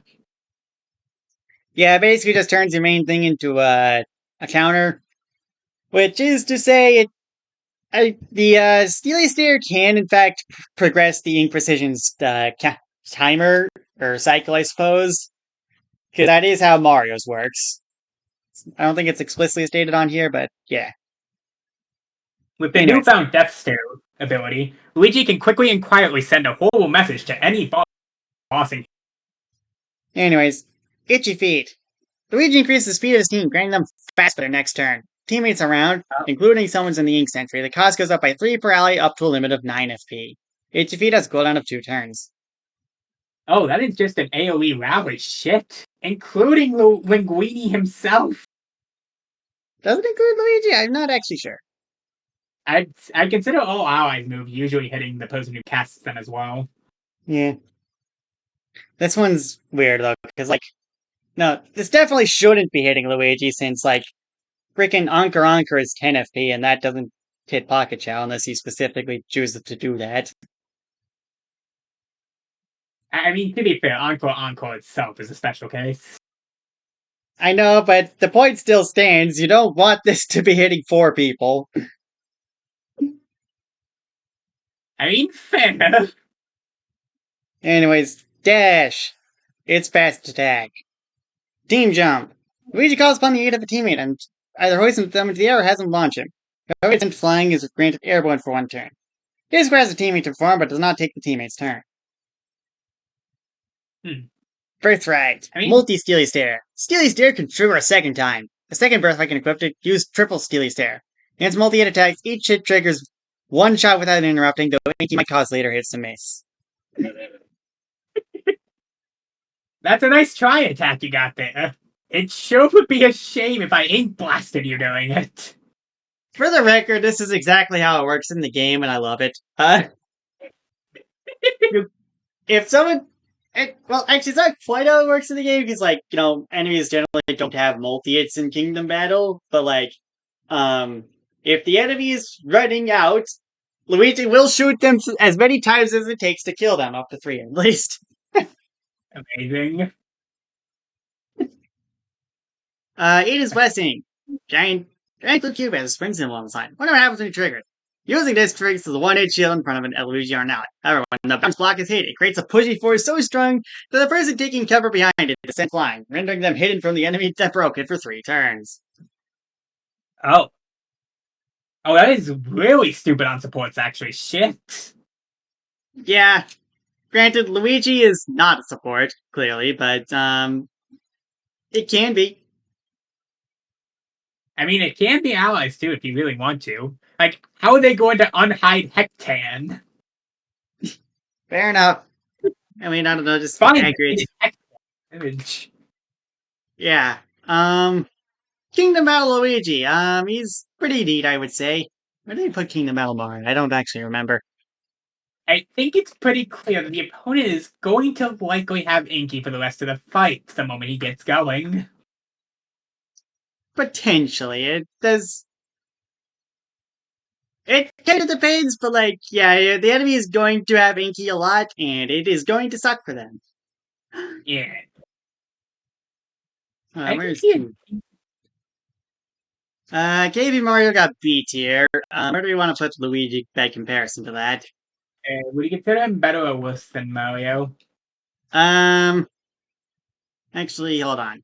I think if I recall, one thing with Mario is that he inflicts mobile, which is not the greatest status. Inky, on the other hand, is dizzy, which is a much better status, which kind of makes me want to put Luigi a tier higher just for that. Plus, his thing is It's accurate. very understandable. Luigi supremacy. Luigi supremacy. Yeah, yeah, no, Luigi's is better in this case, huh? Funny how that turns out. I mean, to be fair, Luigi's always better. Let's see here. Next up, Get it. AP Laylock. He is good. Actually, check out the pre work for a second, because I recall there being a very funny detail about it. I think... Oh, I want you to take a look at the pre looks passive, because there's one thing that pops up on this character and no others. I think. Is this the one that starts with one less level? I forgot. let's see here. Yep, he is. Yep. Yeah, less level than usual, but you get Fatal Error or something. I'm guessing that was removed in the rework. It's worth Right, pointing let's out because before the rework, D202 was the only character who could go to level 0. Yeah, I was gonna say. I have no idea what that would do to begin with, but you never know. Alright, so base attack has a 1-turn delay and also pings the target, but ping, what is ping? D202 is a glitch ping. Reminder, it has error message on him there's glitch insanity indicators. Every fight makes D202 start at 3 EM. Every time you use a special move, granted by badges or not, it raises by 1. But if he stops using that for 2 turns, the EM start decreasing by 1 per turn. For different numbers of EM, different bonuses, and valves, values, whatever. I'm guessing. I don't know what that word is, but regardless, with 0 EM, you get -1 power at Super HP region. With 3 to 5 EM, you get +0 power but soft burn. With 6 to 8 EM, you get +1 power in Hellfire, and at 9 EM, you get +2 power in Breakdown. Breakdown is Needless to say, you're dying a lot with this character. Well, once you're at 9 EM, if you use 3 special moves in a row, you enter Fatal Error, which heals 5 HP immediately, raises the power of all levels by +1 permanently, -1 power against stab, +1 power plus 2 power, etc. So yeah, if you use 3 special moves while you're at the super sucky level, aka breakdown, you get plus 1 power forever. Which Pretty much. I imagine is pretty good.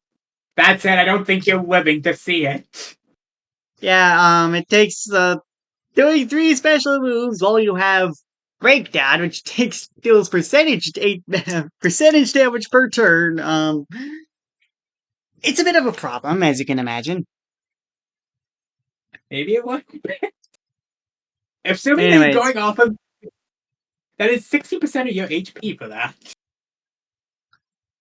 Right, so, first up, you got Error Barrier, which grants dodge. It's a 5 HP shield with permanent dodgy, and when it's destroyed, dodgy will stay on D202 for 2 turns. This costs 8 FP because, yeah, dodgy shields are kind of annoying. And the fact that it's gotten even better since this means that he's one of the few characters who can use that. Yeah. Optimizing. Thanks to some Souls code, D202 loses 3 EMs and gains plus 3 efficiency for 2 turns. Probably good if you want to not die. But isn't it technically a special move and thus increases your EMs by 1? I imagine that's accounted for, but like even so, it still helps. Fair. I find that detail funny though. Cyber Clone. D202 makes an after damage to him that works on a clone, which shares its moveset, with 0.5x power on creation. With 3 HP, 0 death. Clone is affected by the passive after creation, though. Oh god, it has the passive. Glitch Gala. D202 attack with a powerful dance, appearing and disappearing around his opponent. Well, it takes 1 turn to charge. This deals 2 damage 4 times, so it inflicts 1 recoil damage per stage of the passive, per hit. At 0 EM, it does heal 1 HP. This is not compatible with radio. So, yeah, it has a quad attack that's a charge time, but also has a bunch of recoil, especially if you're at high levels. You see, the issue aka the levels that would give more power. You see, the issue is that this is an on-cost quad attack. Why is there recoil? Presumably because he has a passive that gives him more power. Wait, here's my question. So if you have breakdown, you just take 20% of your max HP every time you hit someone? I'm guessing that is 3 recoil per time you hit. At least that's what I'm guessing. I could be wrong. It's hard to say. Fair. Anyways, in any case, I don't expect 292 to live. Regardless, I don't 09. expect him to live much longer after using that. Okay. Time for 293-00966-255-6277-8101-88-3767 MS. D202 lags, delaying all of his moves by 3 turns. For 3 turns. He also gains exhilaration during those 3 turns. Which, is probably how you're supposed to survive breakdown. Yeah, I think this just fires a ton of attacks into the future, assuming that you also get the +2 power on all of them, but Pretty I much. appreciate them going their way to ignore the gimmick. Yeah, I mean, it's kind of a necessity with breakdown. Yeah. Anyways, J-Lag Conhart, grants invisible for 2 turns. Fair enough. 99.99% crashing download grants +4 charge for 7 FP.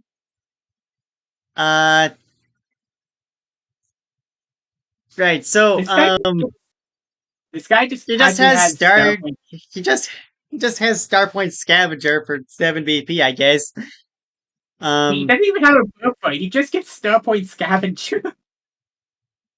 I guess. Also, he gets bonus if he kills a target, so, yeah. I'll give it to him, given the fact that he would have to actually dedicate to equipping this at the start of the fight. Yeah, I don't know. I would like, honestly, I wouldn't be against putting this just on Pit Pipe's version, but also Pit Pipe can do this consistently, so I'm not sure if I could get away with that. But you really want me to have this on a reactionary badge equip? Probably not. But it wouldn't even be reactionary for Pit Pipe because Pit Pipe has Grinder and the move, and yeah. Yeah. Regardless, Fatal final smash. Deal. Yeah, so he activates effects of Fatal Error 2 times instantly without taking damage from the DOT, which is to say it gets +2 power forever. He can also use the fatal attack once.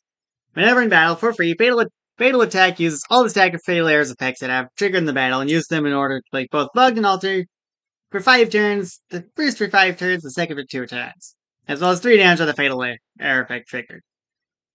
Per time the Fatal Error check triggered, which would probably be 6 damage with this. But since I don't imagine you doing this too often, but I'm kind of confused, but I'll assume Duffy's cooking. right. So Bugged makes it so you can't use projectile attacks, and Altered means you have -1 power and can only base attack. I'm not sure if this is AoE or if it's just on one foe. Given the damage, I'm inclined to believe this is AoE, but I'm not actually sure. Yeah. Okay, so regardless, this is a weird one. On one hand, the passive does give you a pretty solid power boost, especially if you can get Fatal Error to trigger. On the other hand, Breakdown sucks. Yeah, I don't think Walking the Dinosaur is going to be doing you anything here. Yeah, so, for what it's worth, I mean, he does have a way around this with the giant number ping, but, since that gives exhilaration, but also, you don't, not sure how much you want to be using that just for this, so. The gimmick's attainable, but that said, the gimmick kind of just hurts you a lot. Yeah. And also, I will note, at base, this is the gimmick is also just strictly negative, unless you want to go for the Poison Badge build, which I'm not even sure if that is allowed in this case. I think it's at least worth considering the Poison Badge build, but at the same time. It might time. work, because, I don't know, he'd only be saving 1 BP anyways, but, I'm just saying, without Poison Flower and Corrupt Hurt, ways to not equip would have been in high demand. Yeah. It's a weird one. I am kind of going to just say B tier just because I am not entirely sure of this, but I feel like there's something you could do with this if you try it hard enough, but also Breakdown is probably going to kill you. Maybe a little bit. Wait, what tier? Are you saying B tier? Or... Yeah, B tier. Next up. Who is this? We have Aki Rosenthal from Hololive. Oh, what do we have? Ah, VTuber. Aki is permanently rainbow, so you can't actually harbor. However, she has 2 twin tails that pull by her side, which each have 10 HP, 5 FP, 1 pound, 0 death. They're considered summons, but unaffected by moves that want to kill summons or the like, or otherwise remove them from the field, like Frighten, for instance. HP of these twin tails are permanently linked to Aki, meaning they share max HP. Twin tails are not linked to one another. The general idea is that when both of the twin tails die, Aki dies. If a twin tail is KO'd, it takes 2 turns to boot up again. Max HP goes up, and Aki's does via level ups, etc. The twin tails do not act independently themselves. They can be targeted as well if Aki's magnetized. Always have half of Aki's max HP, odd means split 5 by 1, and don't work with HP plus B. You also can't disable this with disable to 1 and KO her. Aki cannot equip death lowering badges.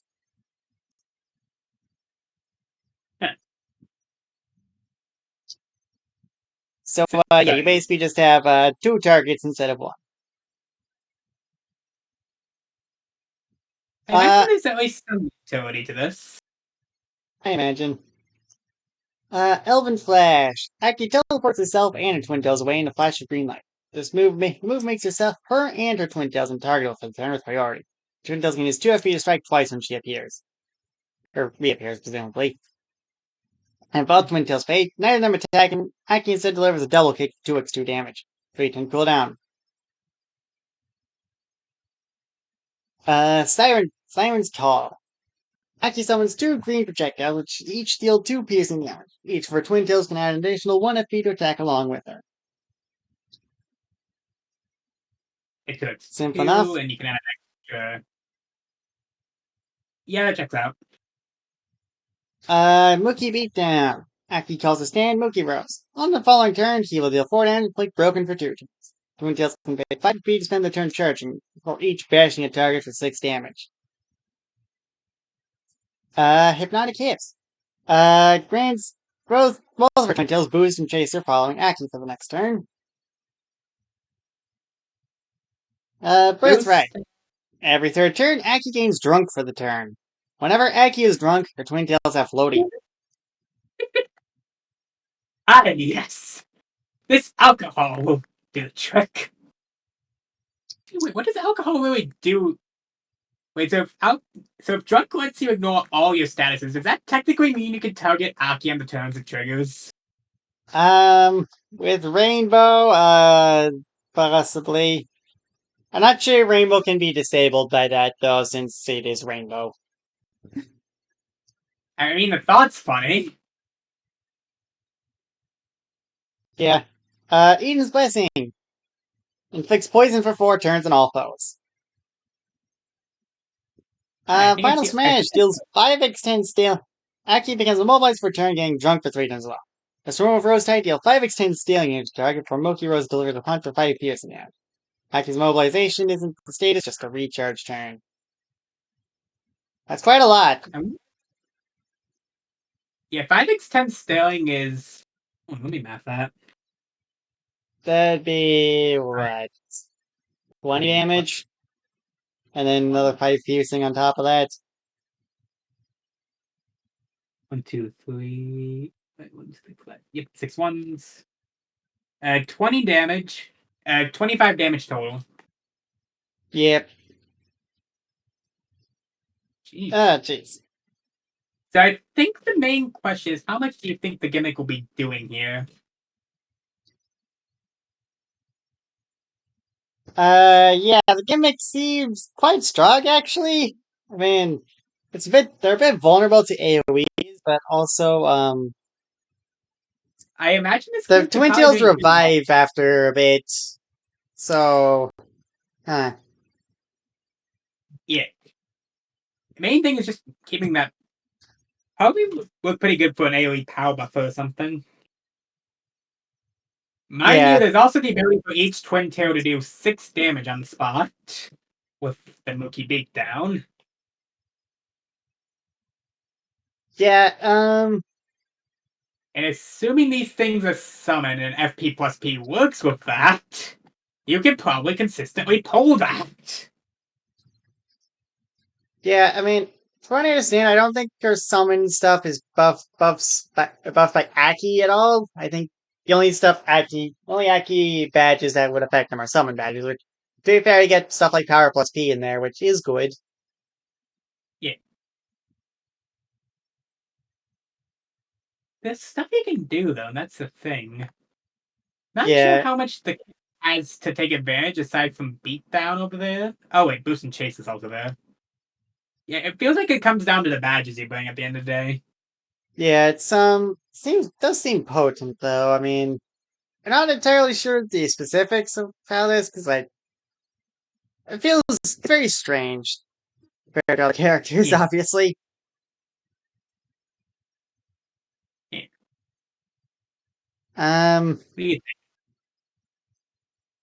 I don't know. I would say the whole permanent rainbow deal is actually okay. So here's the thing, right? Because the twin tails do a fair bit, but a lot of her moves are still just Aki doing things, right?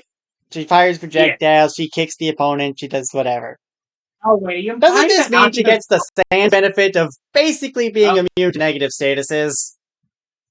Wait a second, they don't know. They also get to move, and they're also technically Talos. But better. Yeah, yeah. That actually probably needs to be addressed. Yeah, I mean, she's a bit frail just because, you can hit use multi-hits on the things, but like even so, that's still you basically just don't get to inflict statuses on her. At least not any damage. At least not anything that would like debilitate her often. So like sure you could inflict like death down on her twin tails to do that stuff, but I'd say the Twin Tails are probably not that big of a deal because you can just slap it with HP upgrades. yeah, like again, it's not. I didn't say it's not that big a deal, but like she's not totally immune to statuses, but like she's immune to a lot of stuff just by merit of the passive, and Yeah. that's kind of mean, actually, as it turns out. I don't think they get a bad trade with the passive either, because they get two separate bodies that can also attack. Yeah. So I need to remind that Mookie Beatdown is like 12 damage off of both Twin Tails if you have FP plus P attached to them. Yeah, I mean, they have 5 FP by default, too, so, like... They don't even need the FP plus P, shit! Yeah, so, like, I wasn't sure of this at first, but, like, I knew there's something with the passive that'd be funny, and yeah, no, passive sure is funny. It's Talos! What do you want us to say? So, with that in mind, where do you want to put this character? Because, dear lord. You're higher than Talos, but I do think we actually probably need to address it balancing at least a little bit now that we're actually taking a look at this more. If memory serves, Talos was an A tier, which, yeah.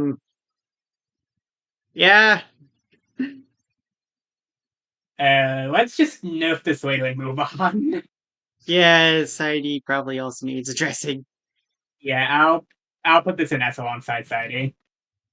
Yeah, right. Next up, we have Glitterball. I hate the dark colors so much. You have no idea.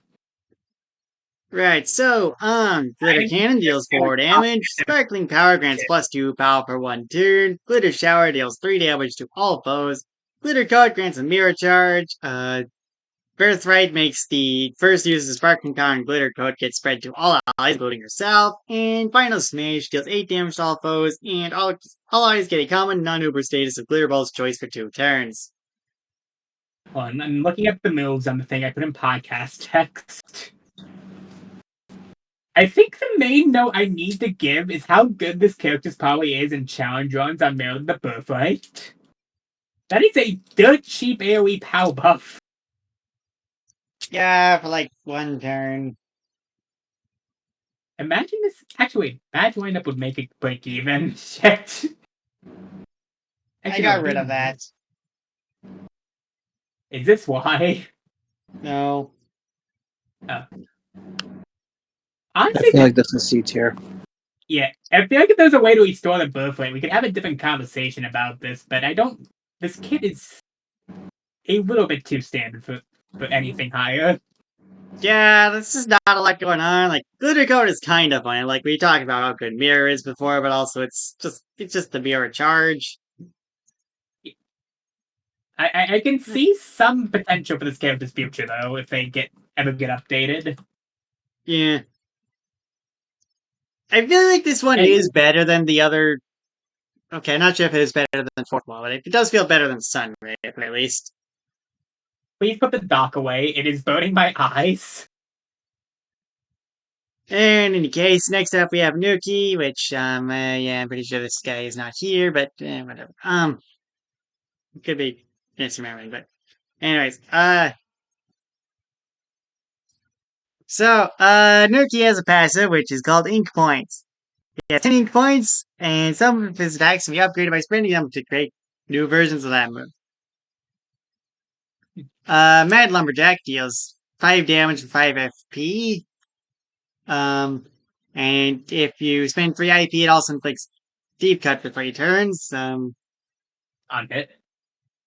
Just in case it needs to be specified, but that said, why is the move worse in exchange for the fact that you need the ink points for it? Yeah, where's my fucking pie? I lost my pie, where is it? After 1 turn, you can launch it at a foe to deal 8 damage to them. Brutal combo. Deals 3 damage twice for 5 FP, and with Incommandant like 1 turn of toxic for each hit that hits his opponent.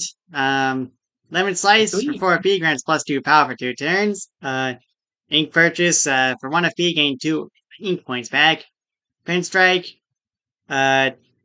deals 2 damage and inflicts blind for 1 turn for 4 ink points. Birthright just increases your max ink from 10 to 15. Eden's Blessing lets you refill your ink completely, but only twice with fight. And Final Smash. Deals 17 damage and inflicts -2 death on a foe. Then the signature explodes. Also, you can only use this if you have all your ink points. I mean, I guess it's technically better than what you'd normally get for a big damage move. Yeah. Technically. But I think the main issue I have here is that I think ink generation is too slow. Given the fact that your moves are worse without the ink. Yeah, at the very least, the first one is. Brutal Combo, I believe, is actually, Brutal Combo is well. too. Hold on 1 second here. Let me look at the change log. This is giving me the vibes of someone forgot to do some of the changes. Let's see here. No, not too much actually got changed, which, The one change I did say on the thing he didn't do, and that was to increase the ink points for Ink Lumberjack, which... Actually, hold on, I'm thinking what happened here was that, I said to increase the ink point cost from 3 to 5, and he increased the FP cost from 3 to 5. I mean, do we ban him off of that? I mean, no, but that's still sad. Yeah, why is it 5 ink points for 3 turns of deep cut anyways? Well, deep cut attack is expensive. I mean, to be fair, take a look at ink purchase real quick and tell me if that's worth it. Yeah, I'm just going to put this character in C tier and be done with it. Yeah, Shadow Element. Just to the C tier dimension with him. Alright, next up we got Wakamo Kosaka, Big Scabar. Alright, Crimson Flower Divination. Deals 1 extra fire projectile damage, and inflicts burn for 2 turns, and distorted on herself for 2 turns. This also summons the Crimson Petal around them after every usage. These do nothing on their own, but perhaps in great enough numbers and when called upon, they can do something big. Crimson Petals are counted as a negative status, even if they do nothing. When Wakamo inflicts 6 or more Crimson Petals total, they can be consumed to inflict -2 off guard on herself. I respect the hustle. But that said, I do want to point out that you missed something on the base attack. Oh, that dang it, another... Why do they always have custom base things? Anyways, it deals 1 projectile damage for every negative status he has, it increases damage to 1. But in turn for every negative status she has, it reduces damage by 1. Which, I don't think that's what you want. Yeah. A 1 damage at base, I'm not sure about. Huh. In any case, Scattered Flower Storm deals 5 projectile damage and inflicts the opponent with 2 Crimson Petals. Well, the opponent already has 2 or more Crimson Petals, they can be consumed to add the effect of Drain for 3 turns. If the opponent has 5 or more Crimson Petals, they can be consumed to add Scorch for 2 turns. Drain's the one that just takes 1 HP from the opponent and gives it to you, right? 1 FP. Okay, fair. Let's see. Blossoming Destruction Street Movement. Grants Envy for 3 turns. If there are 4 more Crimson Petals on a single enemy, Wakamo will be able to grant herself a Fuzzy Charge, which makes the next attack you do restore HP equal to the damage you deal. I'm pretty sure that's supposed to be half. You know what's funny about the Fuzzy Charge here It's anti-synergy with envy because it's a status. Yep. God damn it, I knew I shouldn't have been a status today. Anyways, yeah, so Fighting Instinct. Grants Chaser for 2 turns, following ally of choice, but also gives Burnified to an enemy of her choice for 2 turns, which... I mean, I guess... In battle versus her alone, she gets Sugar Rush for 2 turns instead, but she'll still grant 2-turn Burnified to the enemy, though. Yeah, so I want to just point out how bad of a trade that is. Let's In the ignore Sugar Rush Burnified. case... Oh yeah, in the Sugar Rush front, with Chaser it kind of works out. Though, I mean, I'm pretty sure... Okay, no, just your base deck is a projectile, so at least that works out. But in a Sugar Rush case, I'm pretty sure Sugar Rush for 2 turns is 2 FP already. And then this is 3 FP, and also inflicts Burnified on a foe, which, like, sure won't affect you that much, but... Yeah. Like, it's already overcost, and the Burnified makes it even more overcost. Like, it doesn't even do anything, but, like, it's there. It technically is overcost. I guess he could maybe do something funny with Epiphany, but... like, come on! But in any case, Birthright. But Common now deals +1 damage every 3 petals on an enemy, and she can now inflict a petal once for every 3rd attack she does. You know, if I would... Hold on, yeah. How much petals can you put on an opponent exactly? You typically do 2 with Scattered Flower Storm on each use. Zero cap. I would assume so. I don't see one on here, but... I don't think we saw a cap, okay? I would assume it caps at, like, 5 or something, but, like, I don't... No, okay, there's an effect for 6 or more Crimson Petals, okay? Okay, but, like... There is no specified cap. His character's dumb. I don't know what's going on with this character. What are we reading? It appears as though... Okay, hold on. According to my, patch notes here, Birthright now gives... Ruby made this give +1 damage for 3 petals they have, but this was listed as a nerf, which implies that this was going to be faster before. Oh. Okay, dear God, this character's just gonna kill you. Yeah, Jesus. We might want to talk about this later as well, because that is potentially infinite power-ups if you just never spend the petals. Yeah. Yeah. And, like, the only thing that spends the petal is just Scattered Flower Storm, which inflicts Scorched or Drain if you want to do that. So what do you think about the buff, the final smash? Let's see here. To gain an armored car, which has 8 HP, 2 pound, 2 def, and whenever Wakamo attacks anything, the car will fire with her, adding extra 2 projectile damage. Defense meter, it only has 1 def and 6 HP, and only pop every other attack. Oh, Crimson Petals she inflicts will matter here. For every Crimson Petal she has on any attack, she gains back FP equal to the amount of Crimson Petals on the opponent, plus the amount of damage she dealt divided by 2. If the total number of petals on the field exceeds 8, 10 with FS meter, she'll be able to drop a powerful bomb on the enemy field, though also catching her eyes in the process. Blast deals 6 fire damage to everyone inflicts hot until stays replaced, and a black charge. Allies take 3 fire damage inflicted hot. The catch of this, however, is that she must finish the battle within 10 turns or she'll be forced to back out, either causing her to knock out the fight, or causing the Flat to lose the battle. The car is not water candle compatible.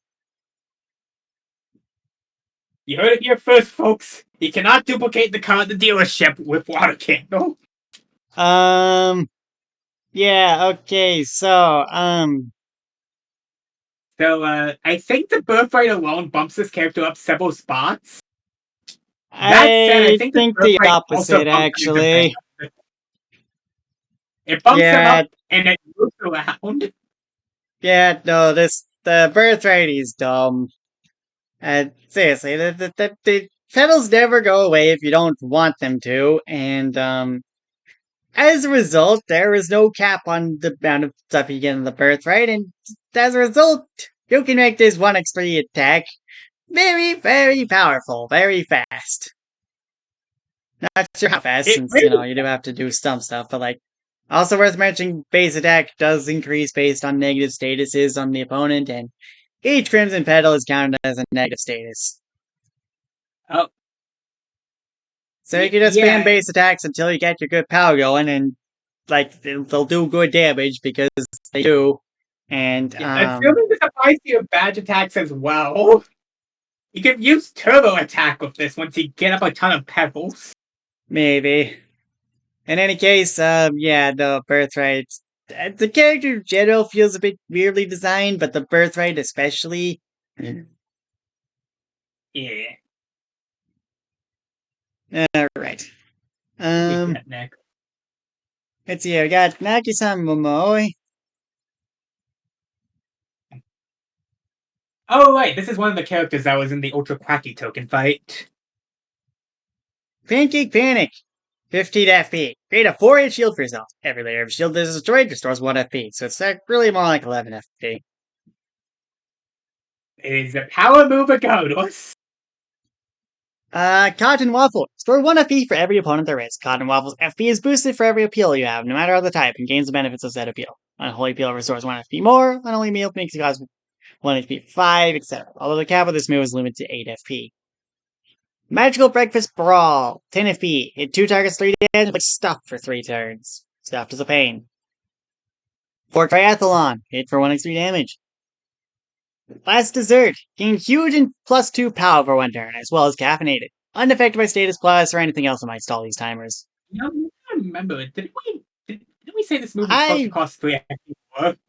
I thought we did nerf this, yes. So I think this move is a war crime even with that 3 FP nerf. Yeah. I think we actually slightly buffed the FP cost, as it turns out, but I didn't put the status plus note on it, which is probably a good thing for balance purposes, but, yeah. Especially, again, 1x3 damage right here. Yeah, I'd have to dig for it. I just know that we nerfed this thing at some point. Yeah. Anyways, sugarcoating. Those Nagisa's FP restoration from her special moves. That's actually really good. It actually kind of just brings that 11 FP shield down to a 7 FP shield. And if you have it also makes Cotton Waffle kind of insane. I think it just guarantees the FP. Yeah. Eden's Blessing restores 1 HP, but you gain 10 karma. Final Smash. Gain an unremovable double pain and deep cut for 5 turns, but for every damage she takes, she gains a mortal for a turn that can stack its timer the more she takes damage. Just like Sonic. Nagisa, now Charlotte, gains an unremovable Sugar Rush, efficiency up to, and dominance until her final smash runs out. Use FS meter, all these effects are reduced to 3 turns instead. So reminder, what's dominance again? Dominance is +1 efficiency, but if that would make a move free, by itself, it does. It can make moves free. I don't think that affects Nagisa at all, since I don't think she has any 1 FP moves, but it's a thing. Because it's per negative status, which means it could push it down to 4 triathlon 3. Per negative status. Yeah, I guess. Alright, since you do have double pain and deep cut, those are negative statuses, so yeah, 4 triathlon could be made free. So I think this character, while very simple, you can probably see what you can do with it. Yeah. Even with a nerf to Last Dessert, which probably well deserved, I could probably go up to 12 FP. This character is still freaking insane. I don't think the high FP costs matter with this character is the thing. Yeah, no. I think this one goes to S tier, and not even necessarily for having a really one really dumb thing like the other two. No, this character's just all around very good, and not necessarily just because the character has, like I said, the Society and you. The character had like a clear flaw in the balance design. Here it's just the It's character is actually very just a bunch of really good yeah, tools no, the put character's together. just very strong in this case. Which I They mean, doesn't want to be like it's no Tomo, but they have the means of constantly getting that FP back. yeah. In particular, sure, Last Dessert is kind of broken, but like that move again, I said I said it earlier, but like this move could be 12 FP and the character would still just be S tier. It's just I they're think just combos have that really much well good the stuff. fact that Fork Triathlon is the main damaging tool is extremely cheap. Yeah, and then you can just Which- Last Dessert into Fork Triathlon for like what 30 damage. That's insane. In conclusion, this character's kind of stupid, actually, but not in a Yeah. broken way. Yeah. Well, that's fast, but I think we can do one more. Ooh, ooms. Yeah, Cleat Mundane. What's so mundane about Cleat today? Oh, So, yeah, pretty unstable. Instability. Cleat has a third race stars called Instability Points, or IP. She can gain this in 3 different ways. She gains 1 passive each turn, presumably, 1 from using a special move, and 2 from using repeated attacks. If she's under the effects of distortion, her point gain doubles. And she can lose it by being immobilized, complete this resource for 1, passive gain is disabled. Using Blood Signal's healing effect, no IP gain whatsoever, and using a move will deplete the resource by 2. Having Spatial Fear backfire, aka having a move which would be considered beneficial for Cleat, actually more detrimental to her. This drains a resource by 3 and she may not gain any more resources for the turn. She can gain up to 30 of these points, allowing her to use Spatial Mayhem. If somehow Cleat goes into negatives, however, she'll have permanent silence until her IP count goes back up to 0. She'll also be exempt from losing more IP while in this state. Spatial Mayhem, you may ask. This Cleat takes full control of the scheme, splitting the fight in 2. Upon activating this skill, which always made public in PvP, Cleat will make 2 parallel universes of the fight, which last for 3 turns, and then move again. All enemies in these parallel universes may not use the same moves as their alternates in the other universe. When the 3 turns are up, Cleat may destroy either universe and continue the fight on in the universe that survives. If all opponents are defeated in either universe, then the universe where the opponents survive will be destroyed. If Cleat is defeated in the universe, then said universe is destroyed automatically. Cleat can gain or lose any ideal distance effect. Cleat's IP resets to 0 when the effects wear off. Alright, so in order to explain how funny this... wait, would we call it stupid? Yeah, I'll call it stupid. Explain how stupid it is, we need to talk about parallel universes. Alright, so you see, the fact that they're splitting the fight in 2 implies very much about his power skill. You know, I had this whole bit planned, but I don't actually know what to do here. Yeah, I can tell.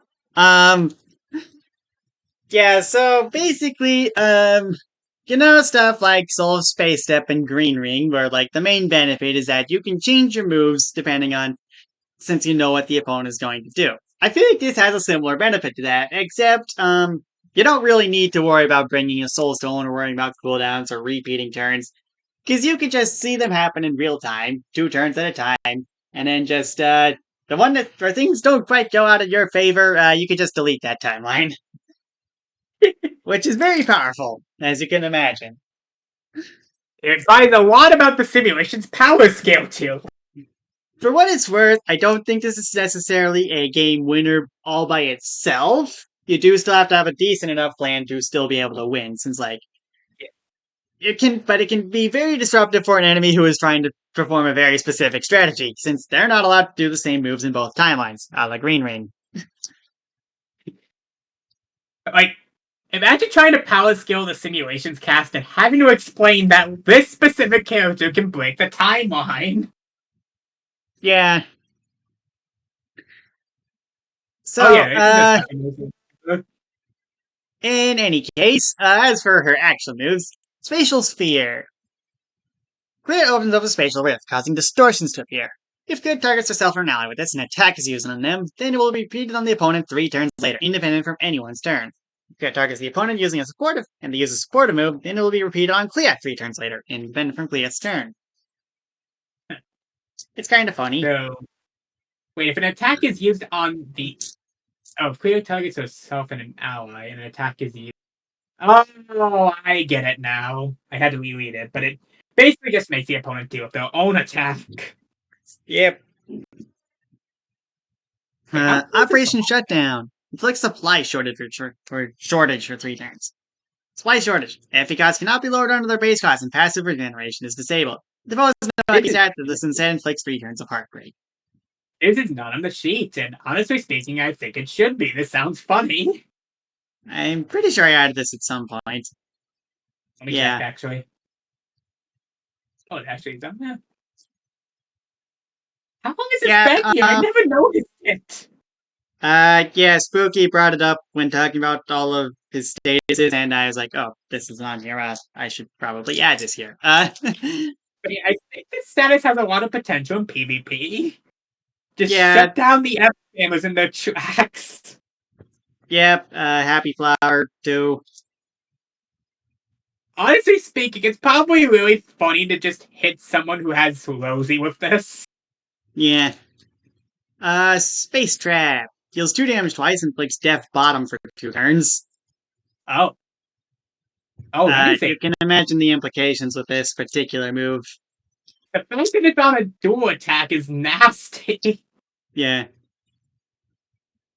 This one does not have a listed cap for Death Bottom, but I'm just going to assume -3 death because fuck that. You know, we could just make it official if we really want to. Yeah. They got a lot of stuff to do after this episode. You know, we might just have a thumbnail opportunity here. Frame Tactics. Gain Piercing and Accurate for 2 turns, which also affects Facial Sphere. After those 2 turns are up, however, Cleat will gain Dazed for 2 turns. I mean, it doesn't seem that great, I'll be real. And Dazed isn't that big of a downside, but still. Downside doesn't matter too much, but at the same time, I don't think you need a downside. Yeah, nah. Just take that 1 extra FP, jeez. Anyways, Blood Sickle. Deals 6 direct damage, but any attacks in Clear next turn will do half damage. However, for every point of damage that gets negated due to damage reduction, will turn into HP round up, which may give an end to anyone spread however you like. Blood Sickle itself is exempted from this effect. That is honestly kind of funny. Like, imagine you can combo this into Space Trap, per se. Yeah, I can see it working. Distortion Imperia. Grants Distortion for 2 turns. I imagine this actually combos pretty well with Spatial Mayhem, since, if the opponent is going to kill you via distorted damage, you can just, say no to that. Save, but there's no consequences. Yeah. Hey.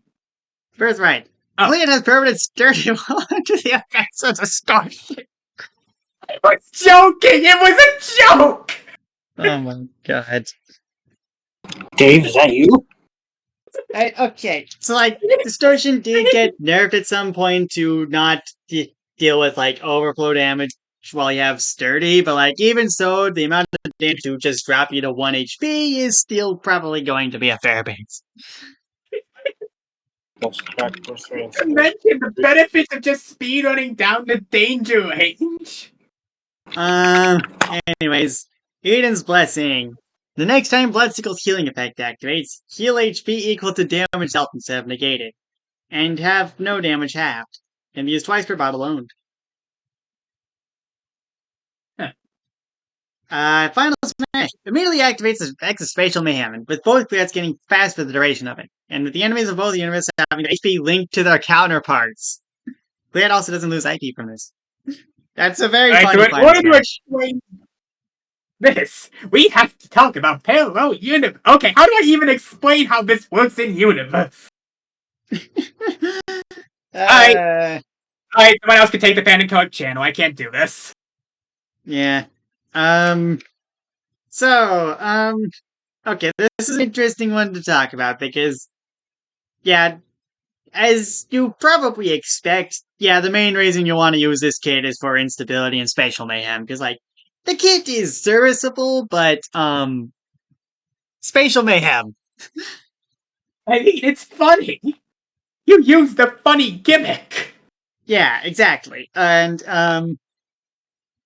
it really just comes down to how good we think spatial mayhem is, because, you know, the rest of the moves, it works. It does the job. You got some funny stuff with Death Bottom and Blood Sickle and whatnot. Yeah, I think Spatial Sphere could probably do, like, a funny, to go back to the redirect attacks thing from Glass Eye, this feels like something you could do with that. I'd call it the This B kind of tier works. character without the passive. What do we consider this character with the passive? Yeah, instability is such an insane thing. Like I said, it is still possible to lose with this. Like, you know, you could just be fucked in both timelines. But at the same time, it helps your chances by a lot. Yeah, part of me wants to say S, honestly. I Because am it is considering really hard to counter that once it starts. Yeah, I am considering it. The main thing is how fast can she actually get instability? Because, like, okay, you get 1 point passively with instability, and 1 from using a special move, and 2 if it's a repeated move. Also, if you're under the effects of distorted, you get double points. So, I mean, will point out with the repeated move thing, they actually have incentive to do that. yeah, with the space trap, yeah. All right. So, okay, let's see. Yeah, consider you have ways to improve your point gain, and also I would mention the spatial sphere. I guess spatial sphere doesn't necessarily have to do with that, but regardless, I think between distorted and being able to buff the thing, and also space trap just kind of being very strong. Yeah, I would be willing to put this character in S tier. How is this? How can you not put a character that's passive in S tier? Yeah, this is probably the most characters we had to dump in S tier in an episode yet. I don't know if that's true, but it's definitely at least a tie for the record. I'm gonna fact check this right now. Wait on. I'm pretty I sure. don't see any. Wait. I'm pretty sure the. Hold on, I forget when the timing on this was, but. Yeah, it's a tie with episode 32 for the most. Yeah. Because we had Dreambound quote Iba, Komori, and Bullet Pro Neo that episode. Wild stuff. Oh, wait, no. Wait, never mind. Okay, never mind. I lost track of my group. Anyways, that feels like a good place to end it. See you guys next time when we look at Status Ailment Neo for an hour, probably.